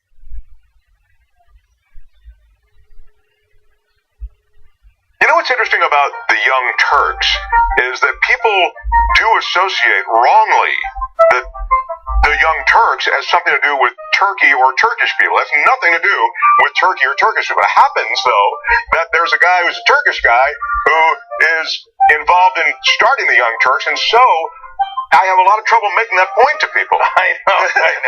They go, what are you talking about? Cenk Jr. I say, yeah, that's not the point. It's the rebels. They're rebels. I know. There's an argument to be made that we shouldn't have gone in that direction. But I remember me, Ben, and Dave sitting at Tony Roma's and talking it through, and I think the absurd point that won the day back then was, well, I already had this website, and I already kind of had a little bit of a show called The Young Turk, and then so maybe that was a brand. Looking back on it, no one knew that. Like 3.5 people knew that. We could of course pick a different name. I love that. It was cool and it made sense. It was Young Rebels and we hated the system and we wanted to overthrow it. But then but we knew that they could get confused when it was a Turkish show. A lot of people won't know. We knew that particular downside. Other downsides we should have known but didn't know. But what won the day was that there's already a website. That's hilarious. Clippers fans, I'm sorry I have to do this to you, but picture this. From North Carolina, at guard 6'6" for your Los Angeles Clippers, Michael Jordan. Oh, what could have been. The Bulls thought about it long and hard. They were almost sure the deal could get them to a title faster than staying with Jordan, but in the end, Reinsdorf held firm saying, it took 2 more years where the Bulls got past the Pistons behind Michael Jordan bulking up. Doug Collins fired for some assistant coach named Phil Jackson. Yeah, he was promoted. The Sox stayed in the city. The Bulls won 6 in 8 years. The White Sox won the World Series. Jerry Reinsdorf, beloved and adored in the city. And the rest, my friends, is history.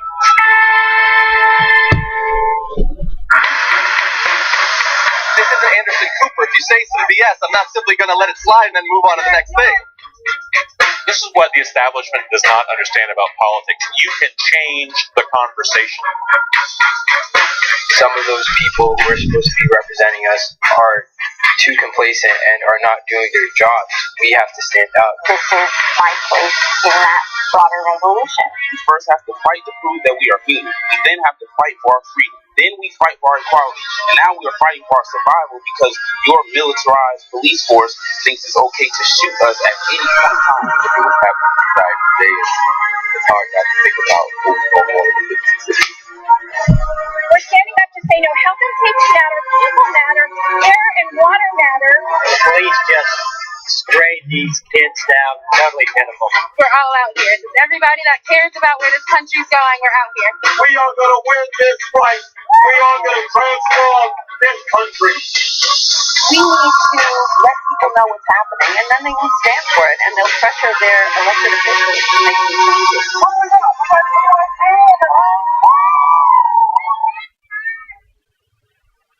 Hi, I'm Jeff Gowdy. I'm an editor with TYT. I mainly work on Facebook videos, but I also do stuff for Flick. I've been doing some clips for the Damage Report as well, Johnson's show.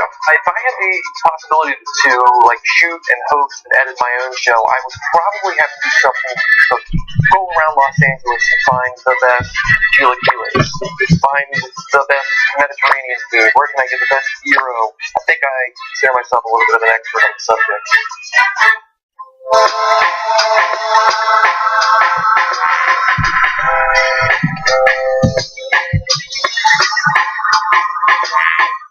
back on the Young Turks, Cenk and Anna with you guys. I'll read comments later in the show, but we have breaking news I want to share with you guys right away.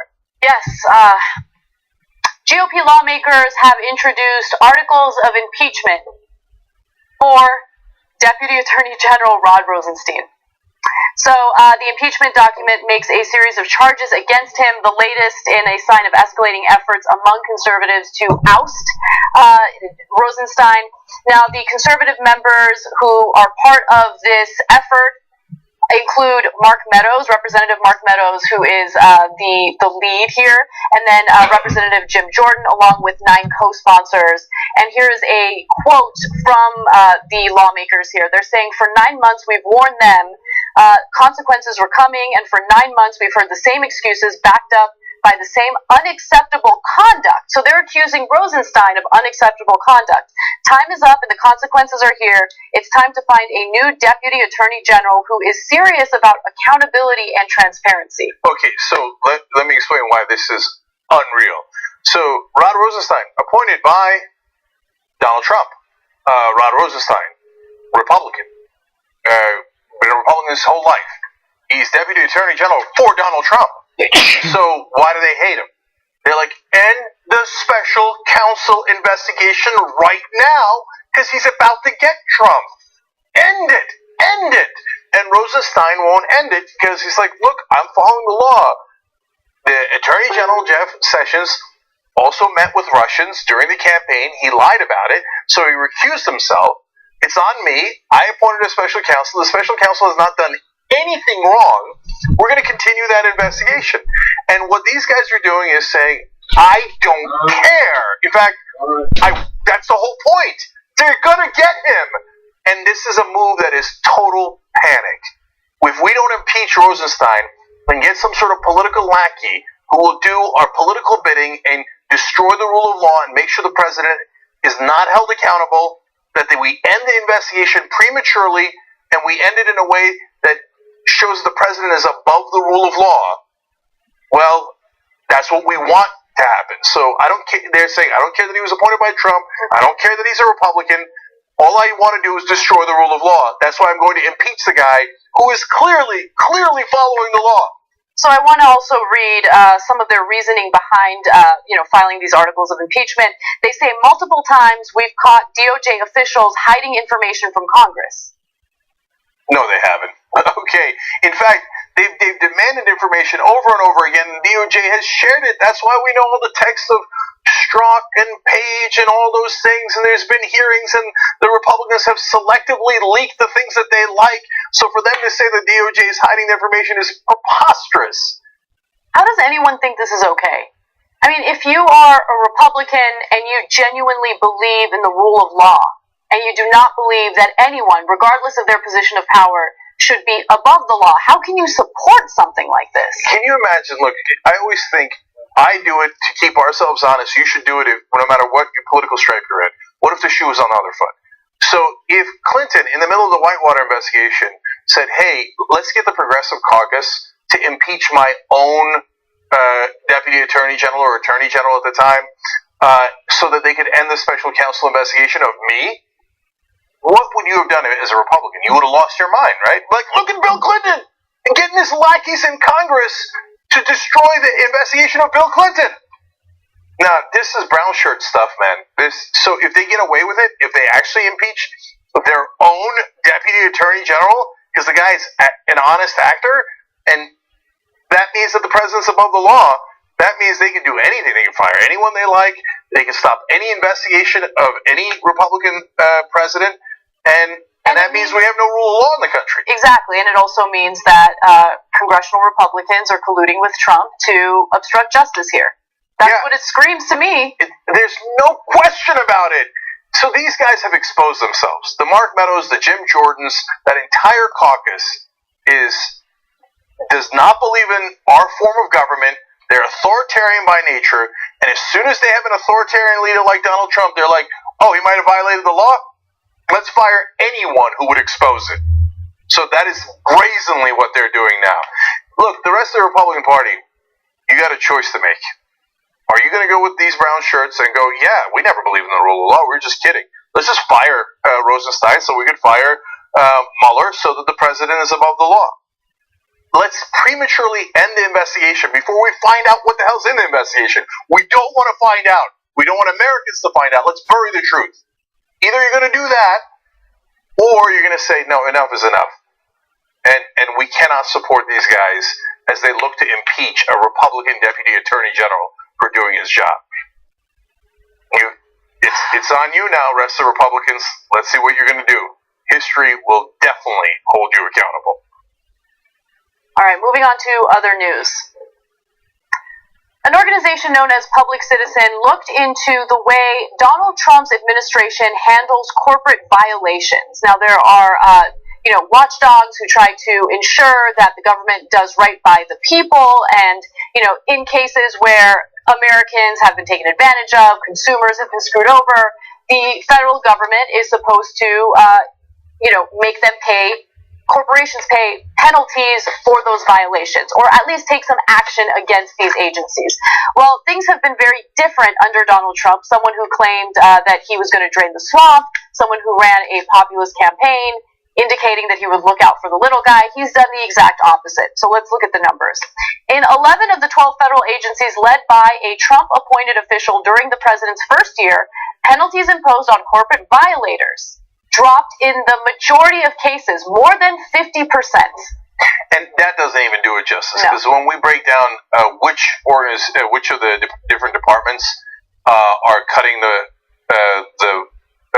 fines, etc., and not finding the violators, you will see that it is the overwhelming amount of the money. Yes. So the one department that is increasing the fines is against other countries, and is a tiny, tiny amount. The real money is in the ones that are supposed to be overseeing the stock market and corporations that pollute. So, and I'll give you the details on that. So let's look at specific governmental agencies. Penalties dropped at the Justice Department by 90%, the Commodity Futures Trading Commission by 80%, and the Securities and Exchange Commission by 68%. So those three right there are the most important bodies regulating corporations, especially the Commodities Futures Trading Commission and the SEC. Those regulate Wall Street and the other giant corporations. So that's basically saying, have at it. Yeah, we're going to take the cops off the street, especially Wall Street. So robbers go nuts. Do whatever you want. There's going to be no regulation. You want to do risky derivatives trading? Go for it. You want to do any kind of trading that might or might not be legal? Go for it. Because we just cut all the fines. We're not going to police you. Yeah, we're done. Exactly. You can do anything you want. Look, these guys never believed in the rule of law. It's just a sophisticated robbery. That's all it is. The rich put in these guys to take the cops off the street so they could rob the place blind. And that's what they're doing right now. I mean, look, there's the legal robbery, which is the corporate tax cuts. They cut the corporate rate from 35 to 21%. They said they were going to increase your wages. Wages have dropped again, and precipitously so, losing about 9.5% on your wages. So it didn't help you at all. Meanwhile, they did stock buybacks of $700 billion that went to corporate shareholders and executives. They got $700 billion. What'd you get? Okay, now you know who they work for. And that was the legal portion. This is the one where they go, oh, laws? What laws? Yeah. Look, when Mick Mulvaney was temporarily serving as the head of the Consumer Financial Protection Bureau, and I talked about this on No Filter in great detail, he did everything that he could to dismantle it, to essentially destroy it so it has no regulatory power. And what has happened is all of a sudden we're seeing this reemergence of predatory lending. You have non-bank lenders giving out these predatory loans to individuals who have extremely bad credit. I mean, that's just one example. In the meantime, you also have an issue with payday lenders who are taking advantage of people who are in terrible economic situations.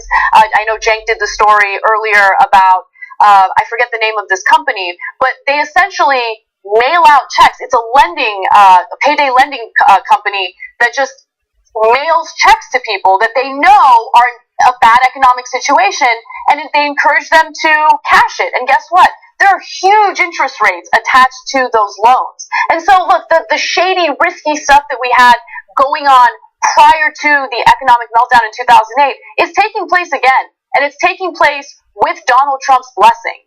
So let's break down more problems with this. The penalties were to the tune of billions of dollars. Now, first of all, were the penalties right or wrong? Well, these corporations have teams of lawyers. They're not paying billions of dollars in penalties if they didn't do it. Okay? They will fight it to the end of the earth.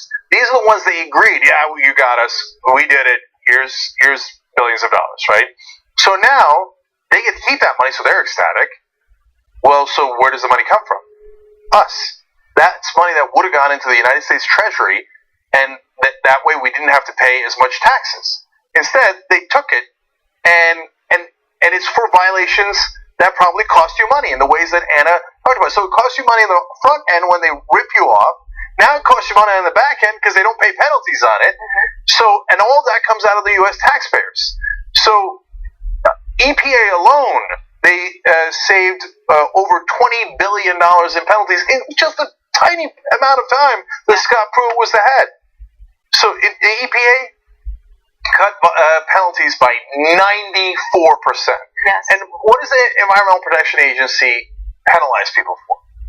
For, among other things, pollution. So they could put toxic stuff in streams near your house. So now they know there's nobody minding the store, so I could save a lot of money by polluting.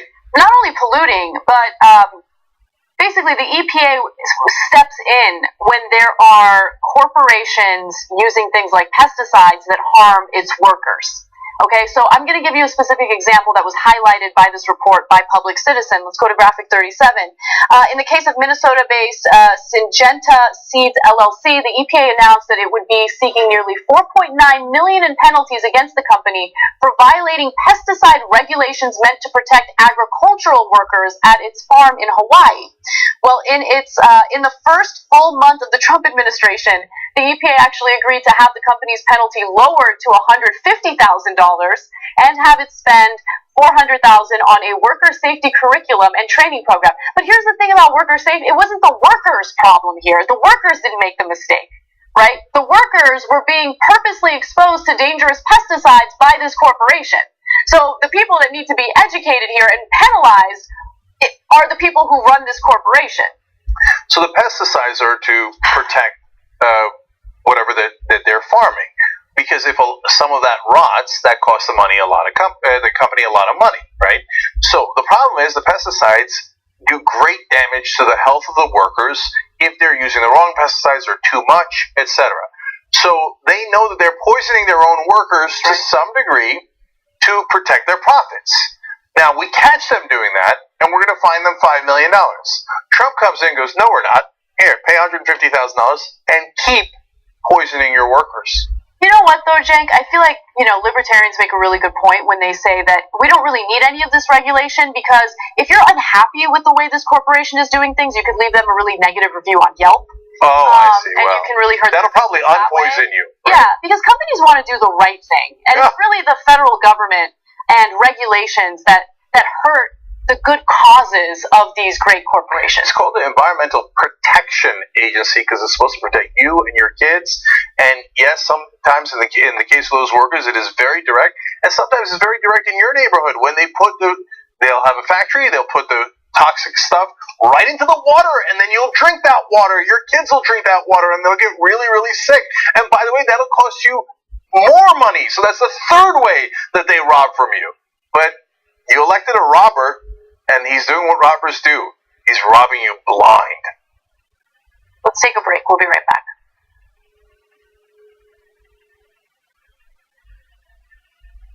You're doing a show that's blowing the doors off everybody. Young Turks is the largest online news network. Not a big deal. We're going to rock the boat. We're going to be counter-establishment. We're going to tell people the truth to the best of our abilities. We're so sick of this corruption. We're not the robots on TV. I actually care about the news. Guilty, I care. Fourth day on Occupy Wall Street. Last night we launched Wolfpack. It's us pushing our ideas out there, trying to help the country in every way that we can, trying to make this place just a little bit better. Reporting from the Hillary-Bernie debate, I gotta be honest, you know what we do? We cover it for real. For us, this system isn't working. Free and fair election. And when he told the cops that day, when they came to drag her away, and he said, if you're going to chain her, you're going to chain me. If you're going to arrest her, you're going to arrest me. Unprecedented appearance by a female on Old School. When you were growing up, what did you want to be? I think I was starting to think I don't want to do one thing, and I did live up to that. Well, mission accomplished then, because Dave was a geologist, and now he's, helped found the Young Turks. Even within TYT, you've done a lot of different things. Yeah. So, if you want to do different things, you nailed it. All right, last story to end on is a Dave story. Whenever there was something that obvious, glaring, he would go up and ask them about it. Like, it'd be like a giant church, right? And somebody standing in front of him. Your usual big car, pull up right in front of them. You're like, hey, do you know where there's a church around here? And they're like, right here. It's right here. Practical jokes. Spice up life a little. I'm here today to announce a program known as DACA is being rescinded. We don't run our own country. We've lost our democracy, and all we have left is rage. We're the Democrats. I would be on every cable news channel screaming and yelling and talking about what the Republicans are doing right now. How do you expect us to get excited to show up to the polls for these loser Democrats? How come we have nothing but cowards? We'll never fight. Primaries are everything. Building a great wall on the southern border. You have politicians who fearmonger about disenfranchised groups. The first attacker came through the visa lottery. Now they are against legal immigrants. Ending chain migration. They don't want people from those countries coming here because they're being racist. This guy's an absolute monumental disgrace to all of us as Americans. I ordered to launch precision strikes on targets. That is what I was warning about for literally years on this program. This is what they promised they would do if they got into power, and what do you know? They did it. I've now shown dozens of videos on the Young Turks of cops handcuffing people who are bleeding to death. His life means nothing. We have been trained to be cowards, so we're going to handcuff that guy bleeding to death. What does this law mean? These are all just basic BS coverage. To every politician who has taken donations from the NRA, shame on you. They said that this was impossible, but now we're beginning to move that boulder. And at the end, we'll get our democracy back. Primary the living hell out of these Democrats. Now let's take over the party. That's a ghost ship. Let's board it. Let's take it.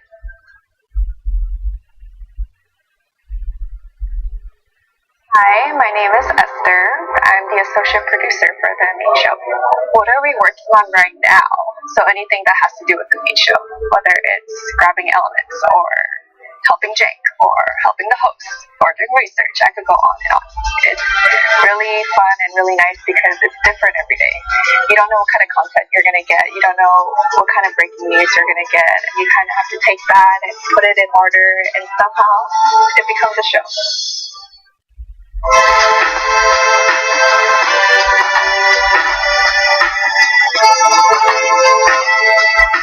right, back on the Young Turks. First of all, don't forget to protect yourself online. I told you about this before, but you can get 77% off now.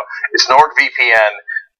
It's the best military encryption, and it's the only one that received the perfect score from PC Magazine. no joke, man.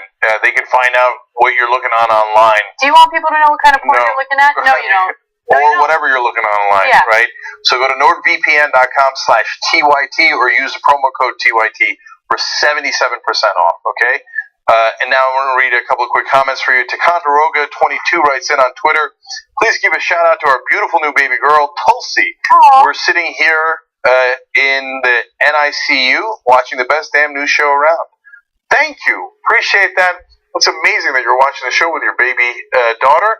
And I saw your earlier tweet, so I know who you named it after. I wonder if there's a lot of Alexandrias now in the world as well, but obviously a wonderful progressive named Tulsi. That's awesome.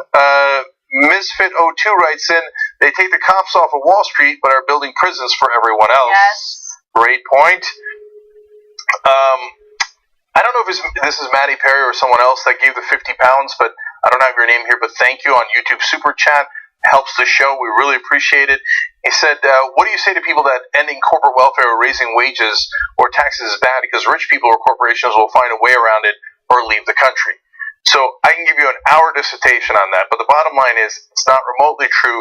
We had taxes for the highest bracket at over 90% of this country when we had our biggest economic boom. They did not leave the country. That's just a BS thing that they say as a threat. Germany has very high taxes. They have a wonderful economy. They don't leave. A couple of tennis stars might go, and a couple of douche guys might go, but overall, no, it helps the economy. It does not hurt the economy. Last one, Maddie Perry, this one is definitely Maddie Perry, writes in, like I said when Trump won, he's going to be the last nail in the coffin for the Republican Party and is the rise of the progressive takeover.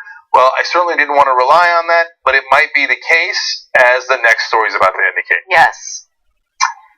A new Quinnipiac poll indicates that Donald Trump is losing support among a particular demographic that he usually polls very strongly with, blue-collar men. So these are working-class men, and, as I mentioned, they usually strongly supported Trump, but the numbers have been dropping considerably. First, let's take a look at Trump's overall approval rating. If you look at the electorate, just 38% of voters approve of how Trump handles his job. So that includes Democrats, Republicans, just voters in general. Now, let's take a look at specific demographics. Among white voters without a college degree, 49% said they approved and 47% disapproved. It's a significant drop from just last month when the same group of voters approved of Trump's performance 57 to 36. Okay, so pause right there because that's enormous. It really is. So we're going to get the white men in a second. That the numbers you just saw are white people overall with no college degree. Okay, the blue collar workers that he won so consistently. But look, in a short period of time, 1 month, he went from up 21 points with them to only up 2 points. If you've lost that huge a chunk of your own base, oh, you're in for a world of hurt, dog. Don't ask him if he's all right. That is a monumental collapse in his ratings. Yes. 38% is always terrible. People think that there's magic because he won the election. No, he was just up against someone even more unpopular. They were the first two people to ever run for office, for president, that were underwater, that were less popular than popular. So even Mitt Romney, even all unpopular candidates before had higher favorability ratings than unfavorable. So it's just that he ran against Hillary Clinton, who people could not stand. 38% is a terrible number. And if your main base is down to only a 2-point advantage, you're gone. If the election were held today, it would be a tsunami like we have never seen. These are not small numbers. And there's only 3 months left. This thing, it could be epic. There's more bad news. Yes. Okay. So let's talk about for them. Great news for us. Great news for us. Exactly. So terrible news for Trump. When it comes to the white men that found him incredibly appealing before, the numbers have dropped. White men who last month approved by a margin of 12 percentage points are currently divided, with 49% approving and 47% disapproving. He's down to a 2-point lead among white men. That's who carried him. He loses every other demographic by monstrous numbers. So why is he performing so poorly in these polls? Well, Quinnipiac, which, by the way, let me just note as a side note, is an organization that leans a little to the right. So this is not some liberal organization that's making up numbers. It's a well-respected organization, but typically their polls lean to the right on various issues. Now, with that said, though, when they asked these respondents, okay, what are you concerned about? Why do you disapprove? Here's what they said. Most voters said Trump's summit with Russian President Vladimir Putin was a failure for the United States, and a wide majority said that it was actually a success for Russia. 54% of voters overall say that Trump was not acting in the best interest of the U.S., and 48% of white voters without a college degree agreed. So look, that's more important, not necessarily just because of our relationship with Russia, but it goes to undercutting what was perceived to be his one strength, which is strength. But he looked weak next to Putin.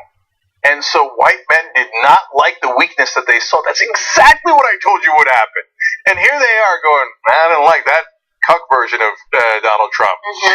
So now they don't like the beta males. They don't. So now that's the one leg he had to stand on. He cut it out from underneath himself. Okay, guys, now let me give you two other polls. Now, these are about generic ballot Democrats versus Republicans. One is Quinnipiac, the other one is Kaiser Family Foundation. They both have a 12-point lead for Democrats now.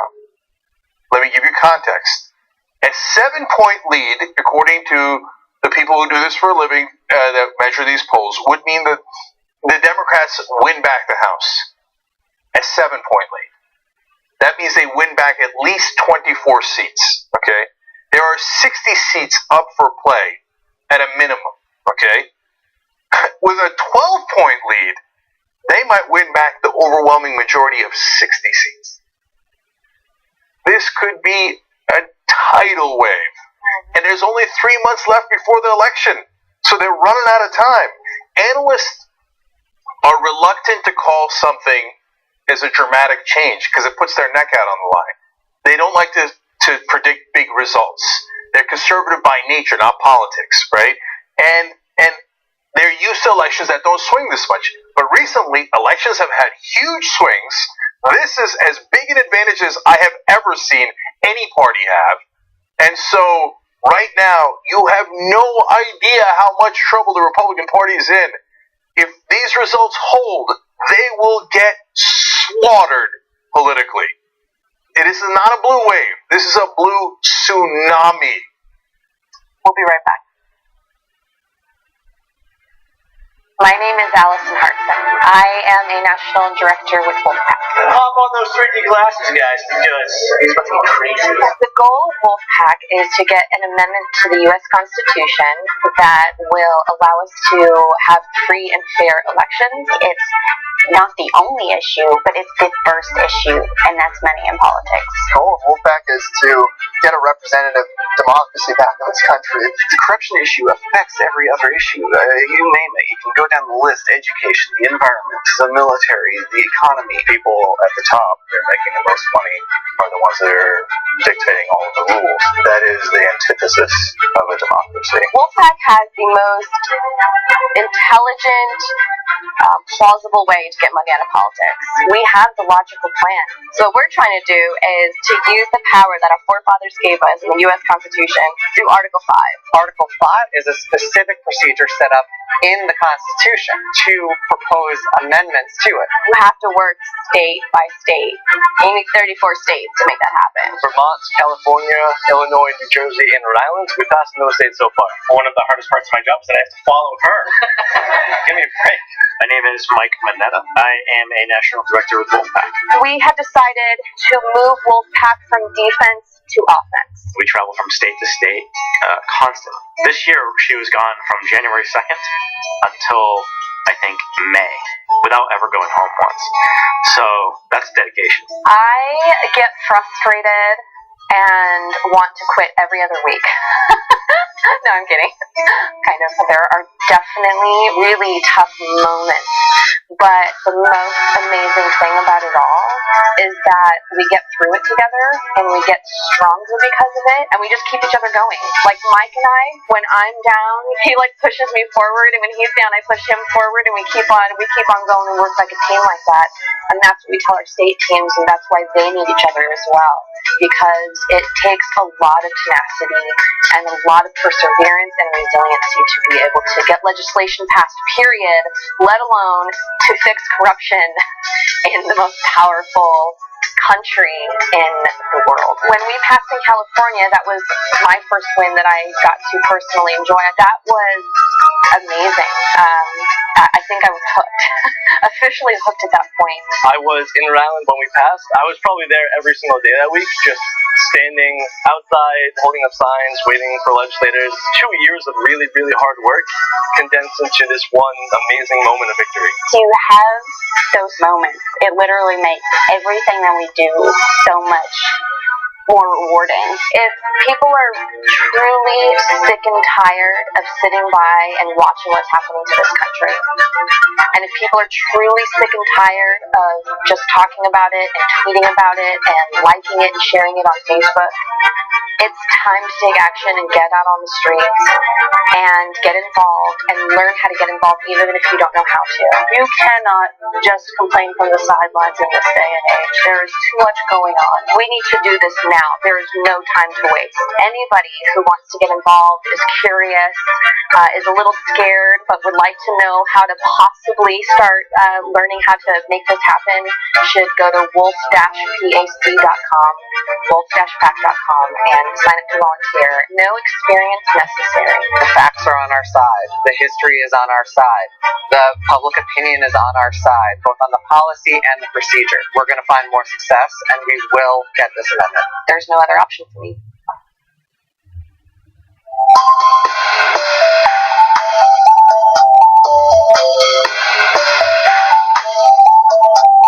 All right, back on the Young Turks.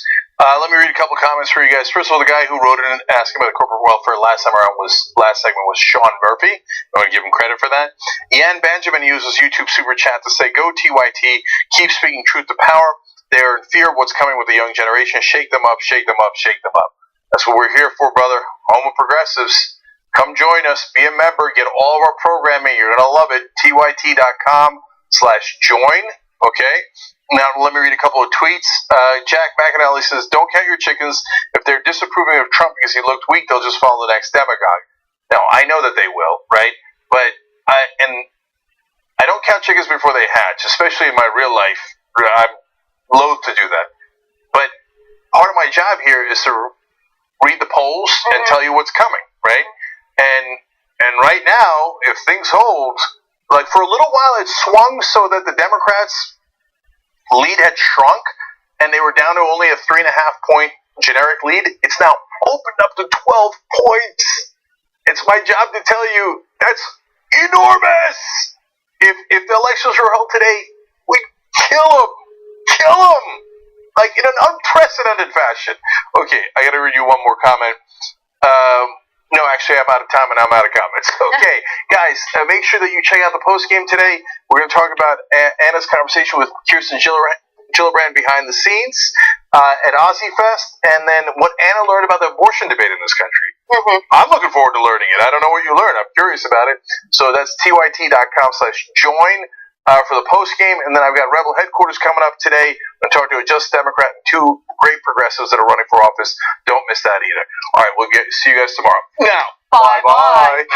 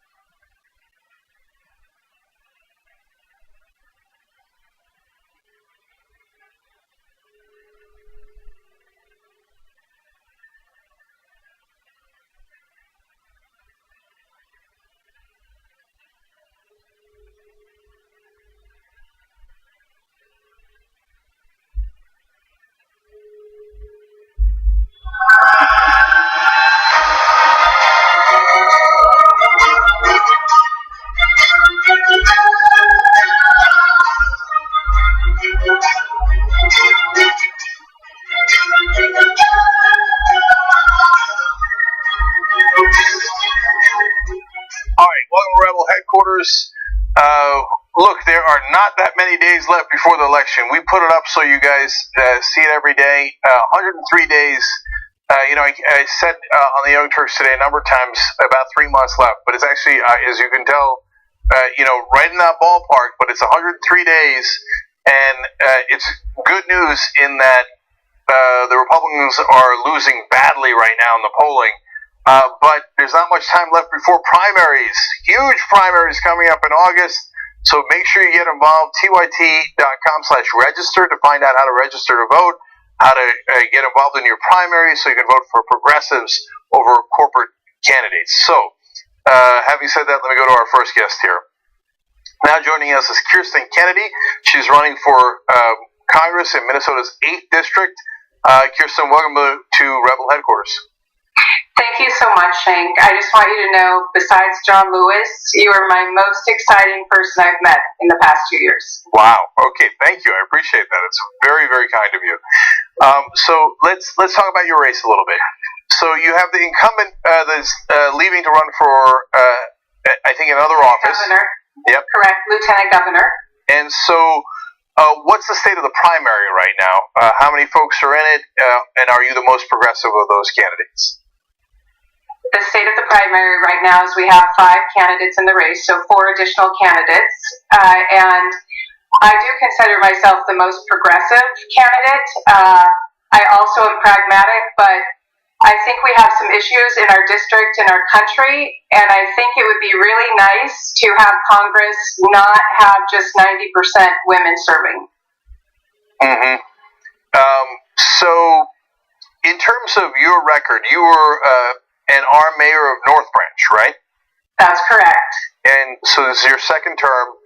So a lot of folks at home have no idea what North Branch is, obviously. Okay, right. So tell us about that's correct. Right. Tell us about that town and then your record there. Okay. So North Branch is directly an hour north of Minneapolis-St. Paul on the way to Duluth on 35W. We have 2 major. We have 35W and then we have Highway 95. So we are a great commerce city. We have 37 square acres in our city, and so we are growing. And along with the rest of my 27,000-mile district that I'm campaigning for, we have everything that everyone else has. We have businesses that can't find workers. We have no affordable housing. We have people working 2 and 3 jobs that can't put a roof over their heads or put food on the table. We have people going bankrupt because of health insurance. And most importantly, we are getting older, as with most America, and we have a problem with our seniors getting access to health care and their basic needs met because we do not have good transportation in our area. So as far as mayor, I'm a single mom with 5 kids. I started college at 45 and graduated at 52, and I actually got into community organizing. First to save our police department from being contracted out, and then working on a couple of other issues around seniors and environment. And then I decided to run for office because I was tired of corruption and not having a walkable, bikeable, healthy community to live in. And so I ran as a progressive woman in a very conservative Tea Party stronghold, and I won. And it was really rough the first 2 years because it was 3-2, and I was not in the majority. And during our last election cycle, we were able to find progressive candidates, and now we're a 4-1 council. And we've had more growth, and we have 2 affordable housing projects coming in for the first time in over 15 years. So when you ran first, did you have less money than the people you were running against? Yes. I had probably, let's say, $100, and they probably had $10,000, $15,000. Wow. So how'd you win? How'd you pull that off? So I was very creative. I have 5 kids. We bought just 10 signs, and we would have people hold them up and go take pictures for people that supported me, and it turned into this social media campaign. We would go out and do creative things besides knocking on thousands of doors. We would go out and do some dance parties holding up signs with my kids and my nephews that were visiting. And most importantly, I'm in my community. So I am at community events, coach Special Olympics, am very active. And I also noticed that there were a lot of people running for office that I never saw in my community until it was election time. And so I wanted to change that, and we did. Wow. you won an election with $100. Okay, I'm pretty sure we can raise you a little bit more than that right now. So, you know what? Let me give the links right now. VoteKirsten.com, and then you can see, of course, VoteKirsten.com/volunteer and /donate. And here's what your opponent should not do, apparently. Underestimate you. So that's a great, great story. I love how you won that last race. So let's talk about this race. How are you financing the race here, and what's your situation with volunteers?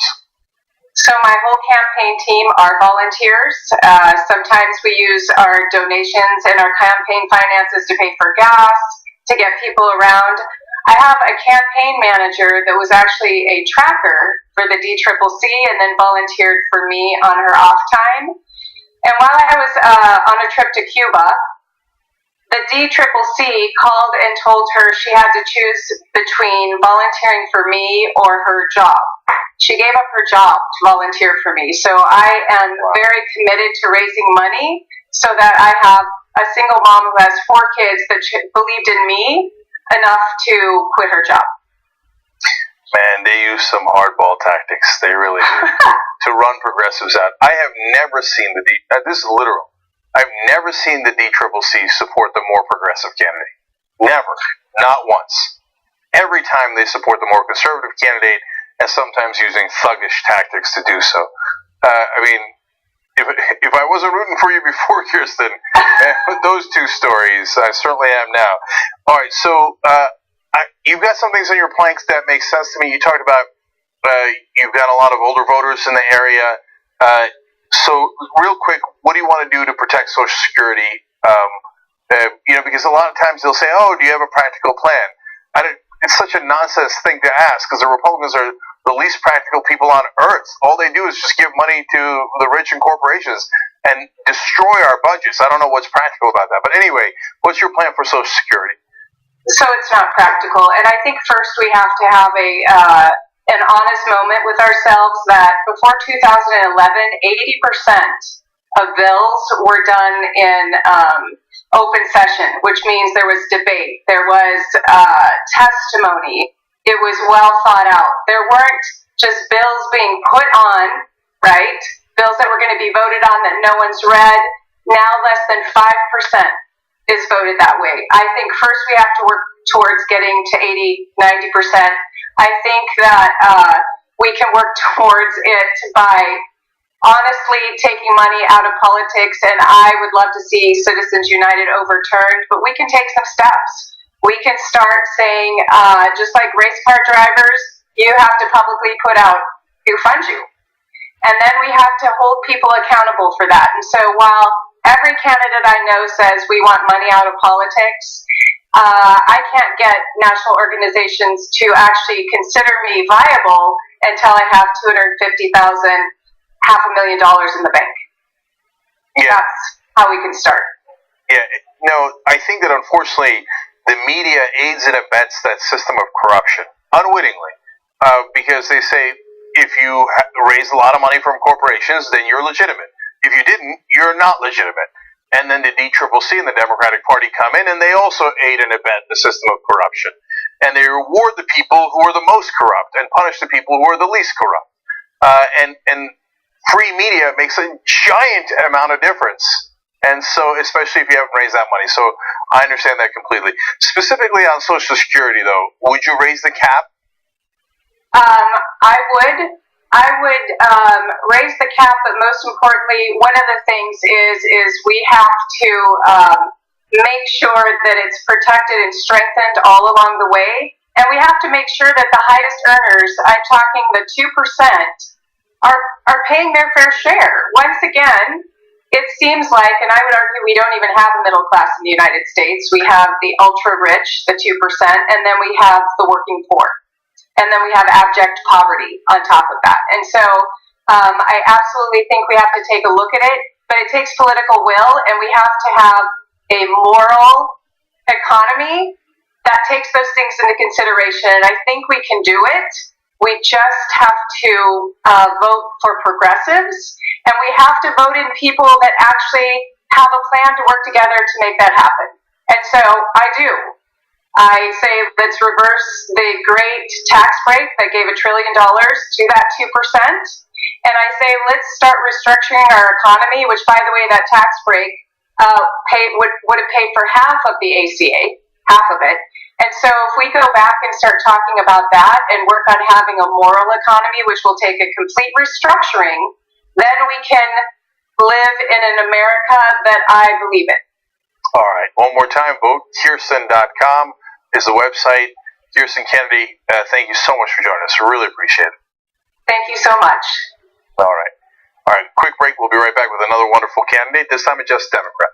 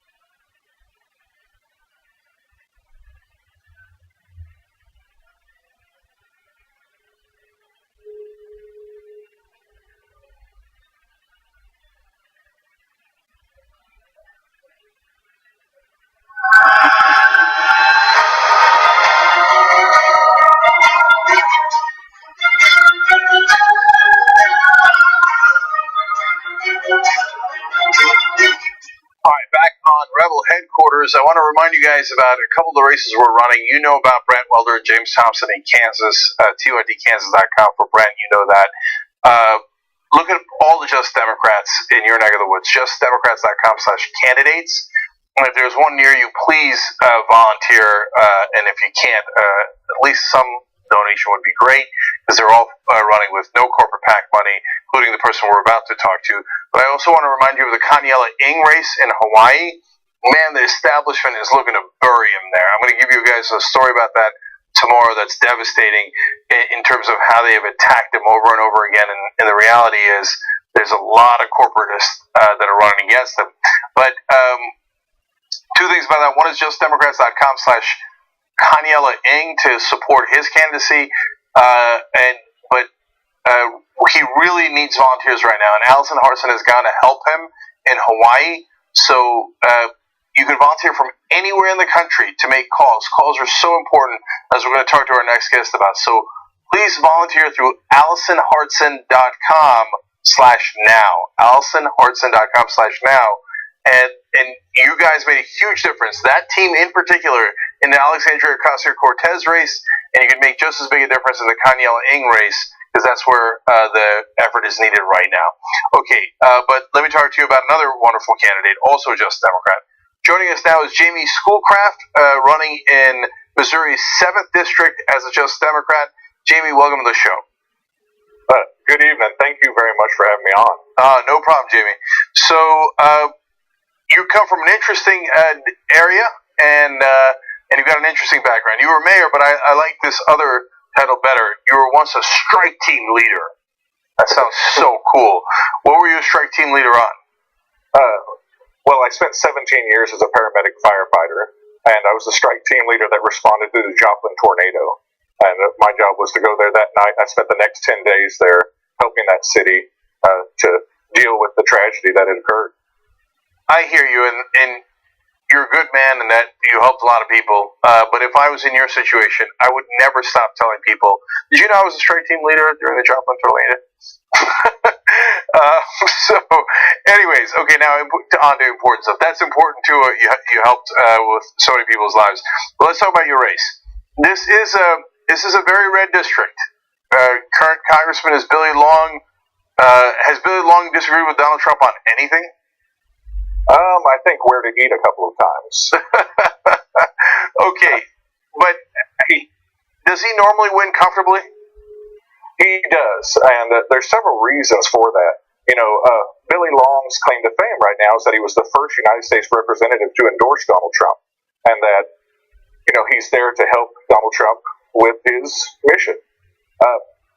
We really haven't had an aggressive campaign against him. Unfortunately, when you look at the Democratic Party, a few of their think tanks believe that you leave a sleeping dog lie in Southwest Missouri, and that if you're going to run as a Democrat, you have to run to the middle.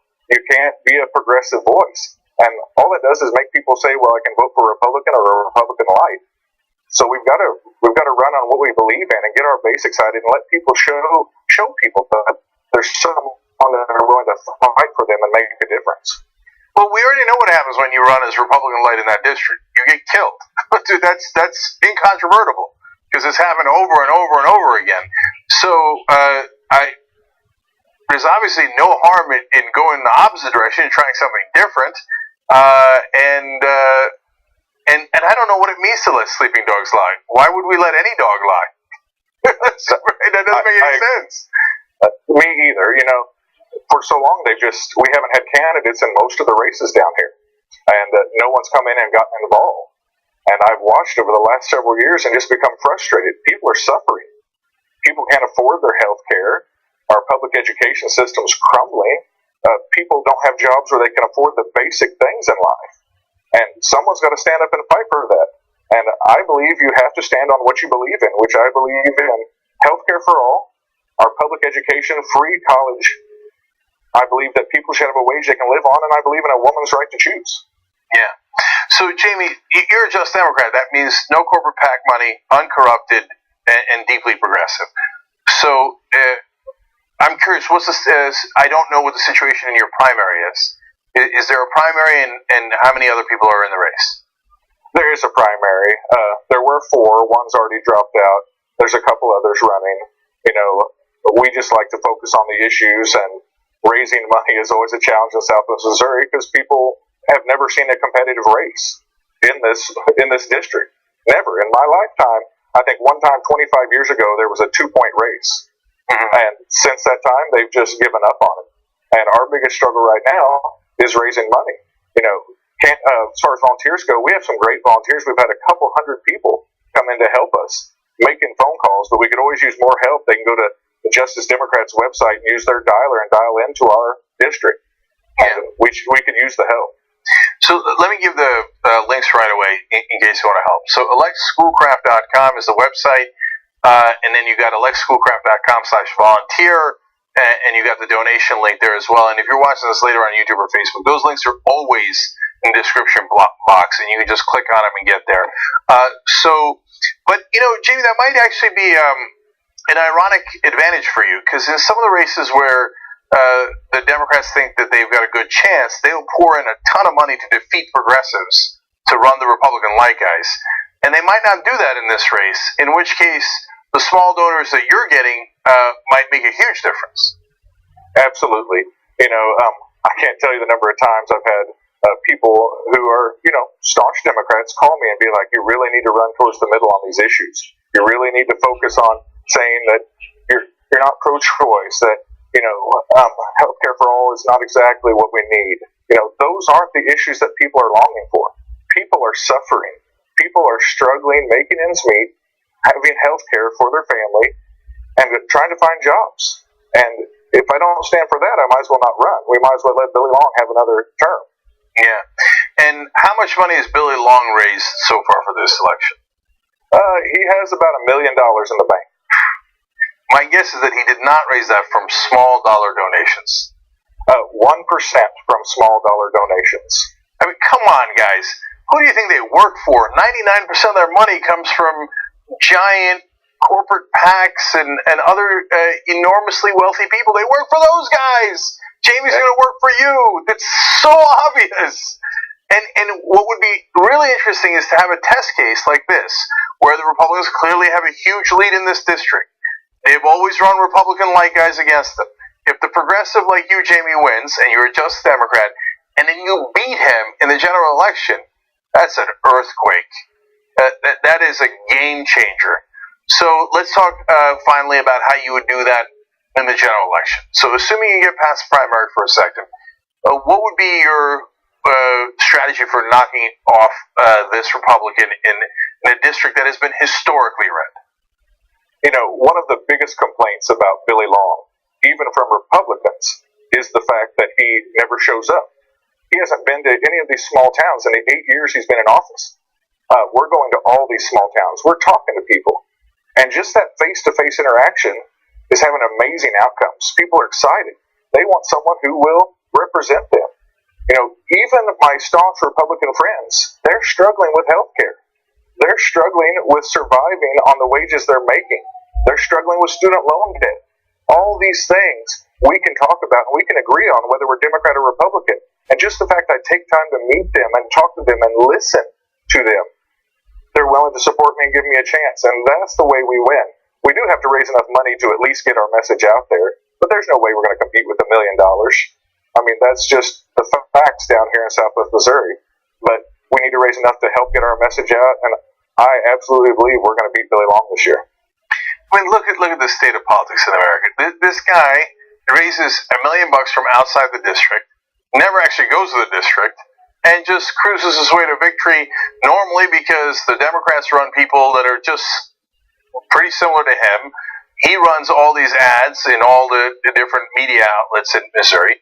So the only way to beat someone like that is to say, I'm actually going to help you with your health care, with your wages. Because Jamie, I talk to candidates all the time. Everybody says the same thing. In the middle of the country, all throughout the country, everybody's dying because of the low wages. The wages are so damn low, nobody can survive on this thing. How about we do something radical? We try to help them. How's that for a strategy? But you got to back it up by actually reaching the voters. So how many calls have you guys made so far in this campaign? I think we're over 10,000 calls made. We made calls last night. They're actually phone banking around me tonight, some, and at another location. We've been canvassing. It is a ground game. It's going to meet the voters and to show them that there's a real face, that there is a viable option this year for someone who will represent them. Yeah, and guys, we saw it in the Ocasio-Cortez race. It is definitely possible. She was outspent 10-1. She won anyway because of volunteers. You made the calls, knocked on the doors. It's just a matter of how you reach people. You can reach out through millions of dollars in ads, or you can actually call them or knock on their doors. It is definitely possible in these districts. They're small enough that you could actually reach enough voters to make the difference. So one more time, the website is electschoolcraft.com. Jamie Schoolcraft, thank you so much for joining us and for being a just Democrat and fighting for real Americans in this country. We appreciate it. Well, thank you, and thank you for all that you do. Thank you, brother. All right, we're out of time. We got the post game coming up for members next. tyt.com/join to become a member.